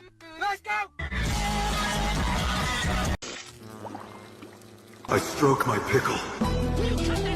Unlike sites like TikTok or Twitter that have a huge variety of degeneracy, the degeneracy on Reddit is based solely on the fact that a good chunk of the people on here are, let's say, incredibly hedonistic and addicted to explicit material on the internet. Okay, I don't want to be age restricted again. So for the remainder of this section, I'm just going to refer to anyone addicted to this type of content and stroking the Johnson as junkies. Anyways, it's not even like regular junkies either. Every time I hear some weird depraved story on the internet like the one about the coconut or the fucking nut box, it's almost always from Reddit or 4chan, but majority of the times it's Reddit. If you couldn't tell, these people really like busting on stuff and leaving it to ferment for months. You have entire subreddits dedicated solely to junkie content, and I mean like a lot of subreddits. Like a lot.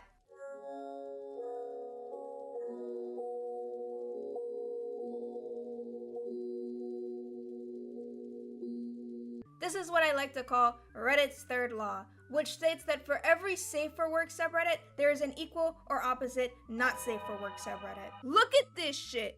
The NSFW subreddit has more members than the original subreddit. What the fuck? This section was gonna be longer, but I fell down a rabbit hole and now I want to do a deep dive because a lot of these subreddits are bad. Like really, really bad.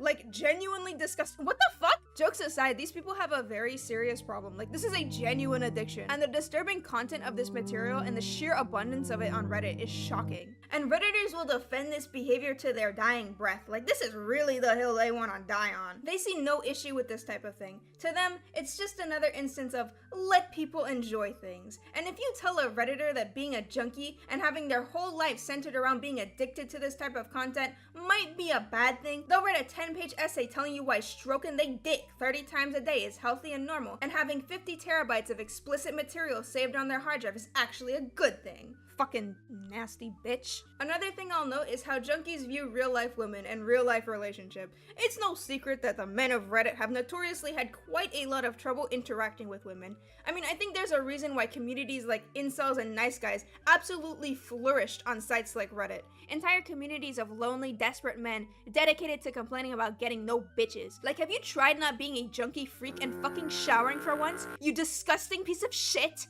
And people on Reddit have zero self-awareness, so they don't realize how self-destructive this behavior is, and how it's probably what's ruining their life. Honestly, Reddit is such a perfect example of this. I actually found this one post that perfectly encapsulates exactly what I'm talking about. The best part about being an atheist is that I can watch porn and jerk off all day without any guilt. Seriously, my life is fucking depressing as shit. Yeah, I don't think I have to read any more than that. You get the fucking point.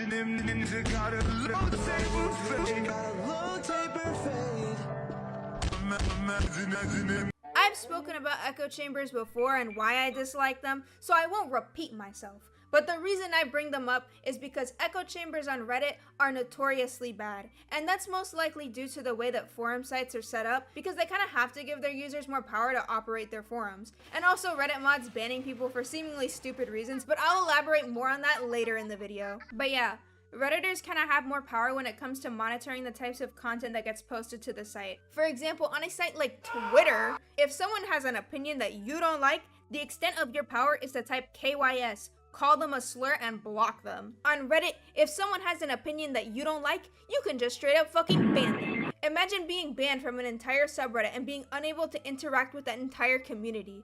Until you make an alt to circumvent the bans and start fucking around again. But my point is, other sites don't give their users that type of power. Except maybe Discord, which is probably why Reddit mods and Discord mods are so similar, but I digress. This has notoriously caused a lot of subreddits to become massive circle jerks. I get it. You can't just have people posting anything. That would be absolute fucking chaos. I understand you need some sense of rules and structure, but on Reddit, you could get banned for such small, petty, stupid reasons. Like, there's no balance. The rules on most of these subreddits are so vague, they could justify banning someone for literally anything. And they kind of already do. Like, Redditors kind of have a reputation for silencing anyone who even remotely disagrees or criticizes them. And this type of behavior is a breeding ground for echo chambers. If you post an unpopular opinion on r/unpopular opinion, your ass is getting banned. Tried to have a reasonable discussion with someone who has opposing views? Banned. Criticized a mod on Reddit? Banned. Made a joke that flew over someone's head? Banned. Said having a addiction is bad? Banned. Used emojis in a post? Banned. What's that? You told a Redditor to shower? Get the fuck out of here. Banned for trolling. I know r/YouTube drama is a really bad echo chamber. Speaking of which, I'm actually fucking banned from r/YouTube drama. I'm actually banned from a lot of subreddits, and I consider that a flex. You know you cooked when your post gets downvoted and banned from the subreddit. Also, toast your fucking metaphor. You can find entire communities of degenerates on Reddit with the same problems as you, who encourage your self-destructive behavior, and whenever anyone remotely criticizes these communities, that's right, banned.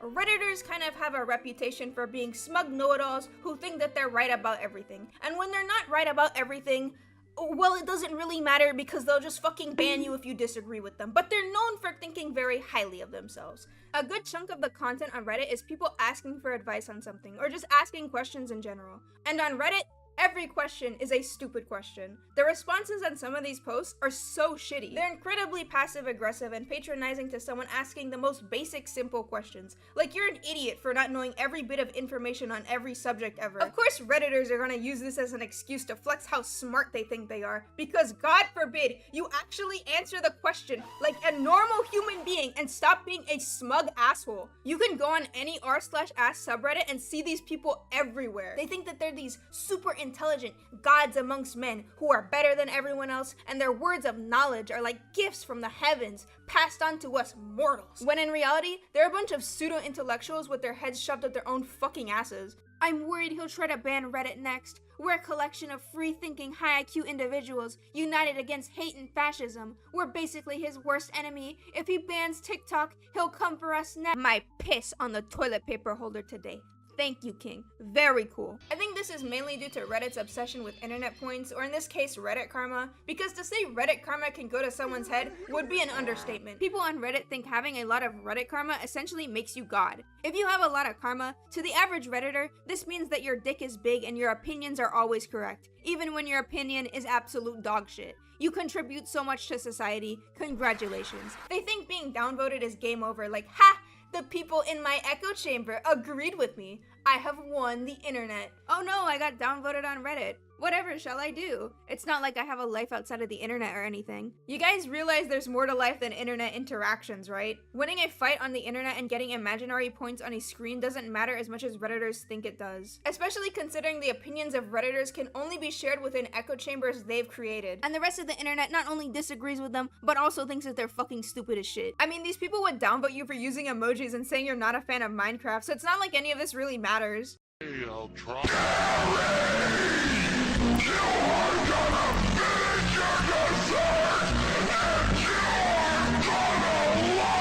I also quickly want to mention memes and comedy on Reddit, or lack thereof. Redditors are like that one weird band kid who thinks that they're way funnier than they actually are because they say dank, repeat phrases they saw on the internet, and make Avengers references. I know my sense of humor kinda isn't for everyone, but you really can't make any jokes on Reddit. Which is weird because Redditors think that they're the kings of comedy, yet most of their memes are complete fucking garbage. It's the same unfunny phrases repeated over and over again, and just a bunch of template memes spouting some generic opinion. So many template memes. I know comedy is subjective, but how is this funny? And when they're not posting these stale, crusty ass memes, they're stealing memes from other websites that they say are bad and unfunny, like Twitter, TikTok, Instagram, and some other unnamed site I'm apparently not allowed to mention. Making jokes around Redditors is the most awkward experience I have ever had the displeasure of witnessing. They don't have any self-awareness, they don't know when someone is trolling them, they don't understand jokes or irony. I swear most Redditors don't even know what fucking sarcasm is. And whenever you try to make a joke, they always gotta act so smug, like, did you know that jokes are supposed to be funny? Did you know that the age of consent is supposed to be 18? Now get the fuck out my face, you nasty ass bitch! They're at least ironically funny sometimes, I'll give them that. Alright, take the next 15 minutes to work on your assignment. Hey, come with me real quick, let's have a chat. Hey, so if you don't mind me asking, have you showered or bathed in the last couple of days? A lot of the mods on Reddit suck absolute ass. They're known for being a bunch of power-tripping losers who ban someone for something as stupid as disagreeing with them. Yeah, remember before when I mentioned Reddit kinda has an issue with echo chambers? This is mainly the fault of the mods. I'm not saying mods banning people is inherently a bad thing. Forum sites need mods in order to operate, so it kinda has to be this way, but Reddit mods really take the fucking cake in this regard. Admins on other sites are usually specially selected, but on Reddit, literally any terminally online loser can be a fucking mod. And they could just be some power-tripping moron because it's the only thing in their life that gives them any form of self-worth or value. And despite not getting paid, they take their role very seriously. Honestly, I could explain what I mean, but I think it's best to show you an example. My husband is a moderator for a few different subreddits, and he genuinely thinks it's his job. My husband refuses to look for a job, even though I think it would be good for him. Every time I bring it up, he claims what he's doing is unpaid labor, similar to that of a homemaker, but he doesn't clean or cook or do any of those things the way he used to. He just monitors his stupid subreddits. I don't know what to do. I'm seeing many bigoted comments down here, so I just want to make this clear. Any hate towards moderation will result in a permanent ban from this subreddit with no warning. That includes, but is not limited to, calling moderation a fake job or saying that we do it for free. Moderation is one of the most useful jobs to society. Behave or get banned. No words I could ever say would better encapsulate Reddit mods greater than this post. Sorry this section was kind of short. Before I go, I want to restate what I said in the start. I don't have any personal beef with Reddit. A lot of the content on Reddit is relatively normal. Most of the people who use Reddit are relatively normal, and I'm kind of just pointing out shit I don't like for entertainment purposes. Anyways, that's about it. Love you guys, good night! These bitches love so oh and the no way. Fucking with them old boys, you gon' get next. What are we gonna make? Come on in, the park site.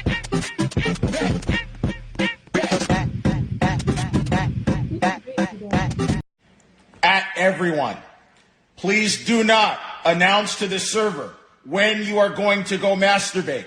People on TikTok are very open about their desires. Hello, I am now the toilet. Come and piss on me. Pardon, nigga? There's an entire tag on the site called this, and it's pretty self-explanatory. I can't really go into much detail. There are people on this website who dress up like dogs for pleasure. Hey there, here's 3 things that are essential during puppy play. Number 1, make sure I get lots of pets. I love it behind the ear, on top of the head, but watch out for the tail. Number 2, the last thing I want is a yucky water bowl. And number 3, if there's other puppies in the area, you better hold on to my leash tight, because I might get a little out of control. Don't you feel silly? Don't you feel stupid? Don't you feel a little ashamed? My dad's been watching me wear cat ears since I was a child. What the actual fuck did she mean by this? This is Zam over here is into vomit. Hi, do you want to do vomit stuff? Sure, I enthusiastically consent. Let's get naked.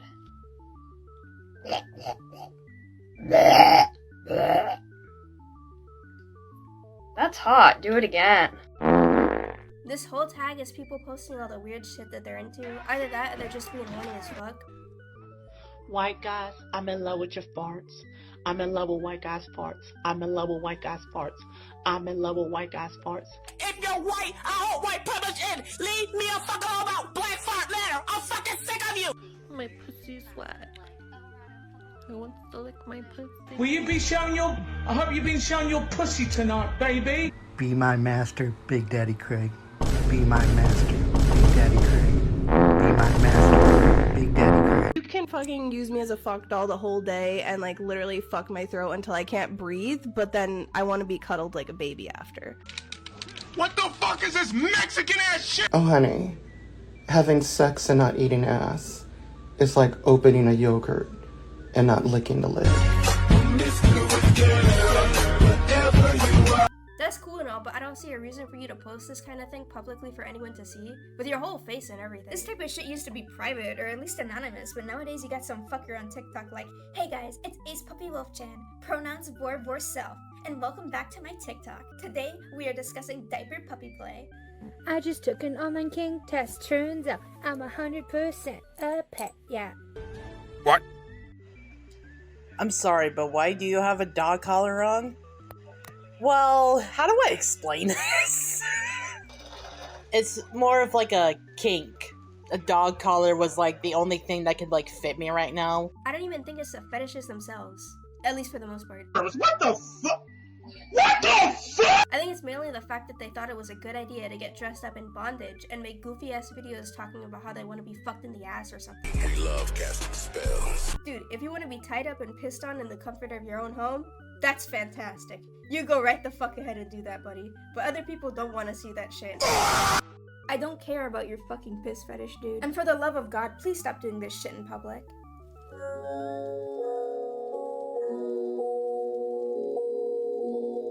Do the dab on the furry haters? Sure. Okay, so this next trend is called otherkin, or at least I think it's otherkin. Sometimes it is and sometimes it isn't. Some people call it alterhuman. I don't know, it's a bit confusing. Basically, it's when people identify as non-human creatures. My name is Horus and I'm a red-tailed hawk. In our world I do have the body of a hawk, but while fronting I consider myself a Therian, because I am in a human body, but my identity is still a hawk. I am doing my best to come to terms with living in a human body. Gotta make this quick because we have to leave for therapy in like 8 minutes, but in high school we used to call ourselves an alien, like genuinely and seriously call ourselves an alien, because we did not feel like we fit in with our peers. We felt very isolated, we felt very different from them. It's because we're autistic. Typically it's animals, but other times it's mythical creatures like elves, dragons, aliens, angels, vampires, and demons and stuff. Starseeds are alien consciousness born into human bodies. Because of our unique energy signatures, we have pretty hard lives. Being a starseed is a super lonely experience. It feels like nobody understands you, and it feels like your family is far away in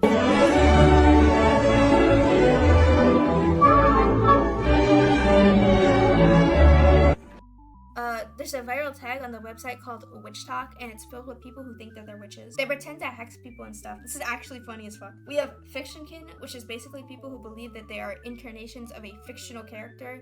Professor X and Magneto. How did you know that you were definitely from the same canon? Memories that like we both shared that we talked about. Yeah, or like we trigger each other's memories. Yeah, like, I'll bring up a memory and then he'll like remember it later. Number 6. Man urinates on fellow passenger for not being allowed to smoke. Also related, this next trend is called trans species or Therian. It's a subgroup of otherkin, and it's basically people who identify as animals. On all levels except physical, I am a wolf. Remember back in 2016 when everyone thought this was dumb? Yeah, me too. Anyways, you have an entire group of people who genuinely believe that they're animals, and not like pretending to be animals or thinking animals are cool. No. They genuinely think that they're animals stuck in human bodies. These people claim to have species dysphoria. I'm not kidding. I know and I have a fundamental understanding that I am overall human. I just enjoy connecting to my animal identity. I experience something called species dysphoria. Keep in mind, dysphoria is not trans-exclusive, nor is Therianthropy, or being a Therian, a gender identity. It is a psychological/spiritual identity that affects my life and my day-to-day immensely. Please go to therapy. Okay, so this is the part where it gets a little confusing, because apparently there's a bunch of different types of Therian, and they also claim to shift, which means that they mentally and physically feel their animal form taking over or something. And sometimes this is uncontrollable. This is such schizophrenic bullshit.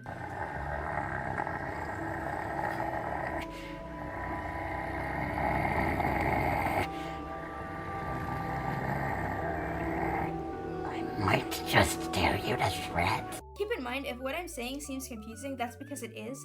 There are a bunch of different made-up names and weird terminology for this shit, and a lot of what I found was very inconsistent and straight-up contradictory. I literally had to look up the Therian wiki, and even then, it says that a lot of this stuff is disputed.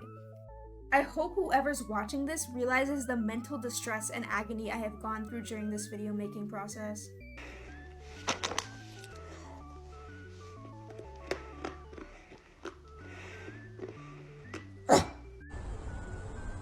You've also probably noticed similarities between this and other things previously mentioned, and my theory is that whether this type of behavior becomes a lifestyle, a belief, or a fetish depends solely on how badly that person was neglected as a child. Or whatever rabbit hole they fall down first. I don't know. Cheers!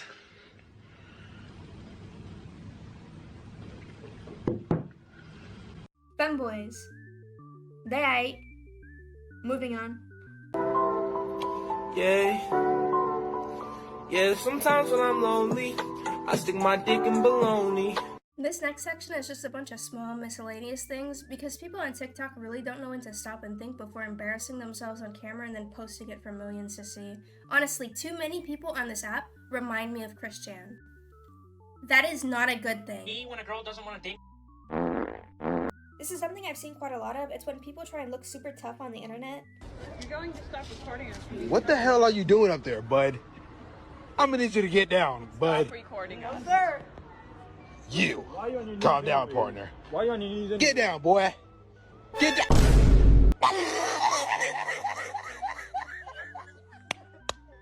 What the fuck? It's my time to go. They make it seem like they could beat someone's ass in a fight, but like, this is a video on the internet. What are you gonna do, punch them through the screen? It's funny because one moment they'll make a TikTok saying how you shouldn't mess with them because they're a super tough vampire demon, and then the next TikTok they make is them having a mental breakdown and crying like a toddler because some random person on the internet told them dream gender wasn't valid. Speaking of mental breakdowns, people on TikTok love showing off their untreated mental problems. They like to record themselves having mental breakdowns and temper tantrums, usually over the most minor inconvenience. They will openly display signs of untreated problems as if it's perfectly okay or normal, when any outside observer would look at this and think, what the fuck? Guys, I really need some friends. I'm a really cool person. And I know I look weird and I act funny, but I promise I'm cool. I'm really nice too. I have a car, I'll pick you up. I'll waste my gas on you. You can play with my dog. Please be my friend. I'm so lonely. A lot of people on here are very public about things that probably shouldn't be public. They shamelessly post very private issues publicly for the world to see, and it's just embarrassing. You legally have to give me a month. No, I don't, because you haven't paid one brown penny. I'm not obligated to, and I can't afford to. Guess what? Doesn't matter. You can't just tell me I have 2 weeks to find somewhere! You've had over a month. And no, I haven't! Look, you have done nothing but dig your heels in and try and make me feel bad about your— No, I haven't! I've been trying to educate you! No, your education is brainwashing. No, it's not! You just won't listen to listen to this crap. Now you talk. I have schizophrenia! I don't care what you have. I don't. It doesn't mean we live in squalor. And it doesn't mean you're a bully. I'm not even a bully! You literally detonate me, misgender me, and tell me that, like... Apparently it's not clear to people that I am mentally and physically disabled. I can't just go out and get a fucking job. I just don't understand how someone can record something like this, look at it back, and think, yeah, this is good. This is quality content. Bro, I should post this. Bro, what the fuck is wrong with you?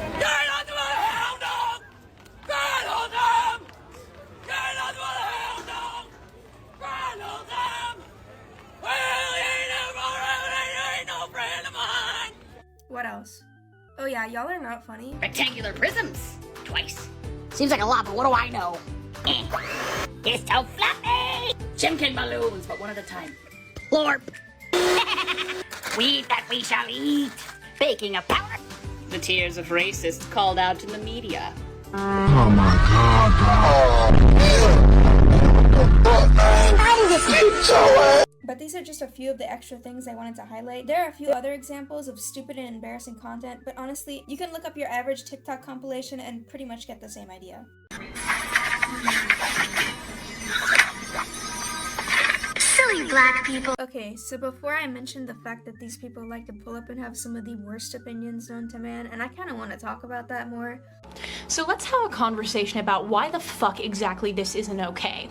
My mom divorced my dad. They'll just make these long-ass rant videos saying some of the stupidest fucking shit, like how being fit is actually rooted in racism and white supremacy. Here's your reminder that fat phobia is rooted in racism. The main thing to understand You know, I try my best to be respectful of other people's opinions, like I really do, but y'all just make it hard for me sometimes. Some of y'all are genuinely dumb as shit. I said it before and I'll say it again. Their opinions? Garbage, bro. Garbage. No, look at this one. Most of these videos are just a bunch of virtue signaling or people with a victim mentality and an obsession with labels. Disagree with any of these people and they start talking about how they're offended and oppressed because they're a 0.2% Italian, mixed race, Latinx, non-binary, Zazam, doo-doo fart sexual with ADHD, DID, depression, autism, childhood trauma, and a fucking yeast infection. These people treat political movements like it's a cute, quirky aesthetic or a fucking fashion statement or something. It's like they only believe certain ideologies because it's trendy on TikTok. That's it. Also, for some reason, whenever they make these videos, they feel the need to talk to you like you're a literal 2-year-old or a fucking monkey or something. You're wrong. I think it's time for another adult pre-K lesson. What do you think? All right, turn your listening ears on. Zoop, catch a bubble in your mouth. Good job. Okay, here's the thing. Pick up the phone, baby. These are the same people who throw tantrums over the smallest shit and dress like fucking clowns, by the way. Y'all really are in no position to be telling people how to act. Seriously though, did you intentionally make yourself look like a clown, or was that an accident? Pronouns that I use are they, them, she, her, and clown, self. Alright, do these people just not see the irony in dressing like a clown and telling people how to act?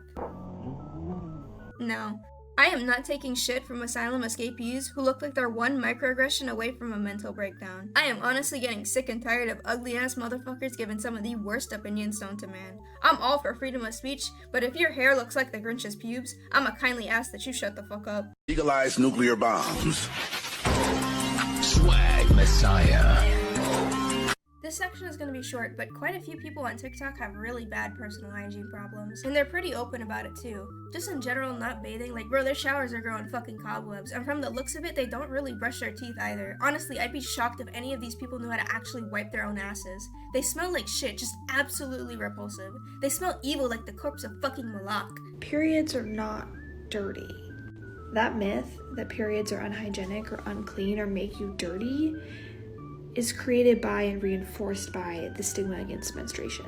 Also important to note that the vagina is self-cleaning, so you don't have to clean it because it cleans itself. Coochie gon' stink sometimes. It is what it is. Oh, honey. Ain't that the truth? And you know what, girl? Pee-pee with foreskin is gonna stink sometimes too. By the end of the day, it's ripe, it's musky, it's natural. So get over it if you don't like the smell. well, that's about it. Keep in mind, this video is part 1 of 2, maybe. So if I didn't talk about something in this video, I'm probably saving it for another video. I also did a lot of summarizing for certain topics that I'm going to go more in depth on at a later point. Lastly, I wanted to apologize for this video taking so long. I kept rewriting and re-recording the script because I just wasn't happy with the way it was coming together. As I said, it's very hard to summarize the content on TikTok, so that's probably why it wasn't working out very well. That and the insane amount of video clips that I had to look through, find, sort, and edit. I hope you all realize how much awful shit I had to see while making this. Special thank you to my friend who helped me find some of those clips. Bro really hooked me up with a slop. I'm gonna try and upload more often, so thanks for sticking with me. I love you, all 43 of you. Mwah.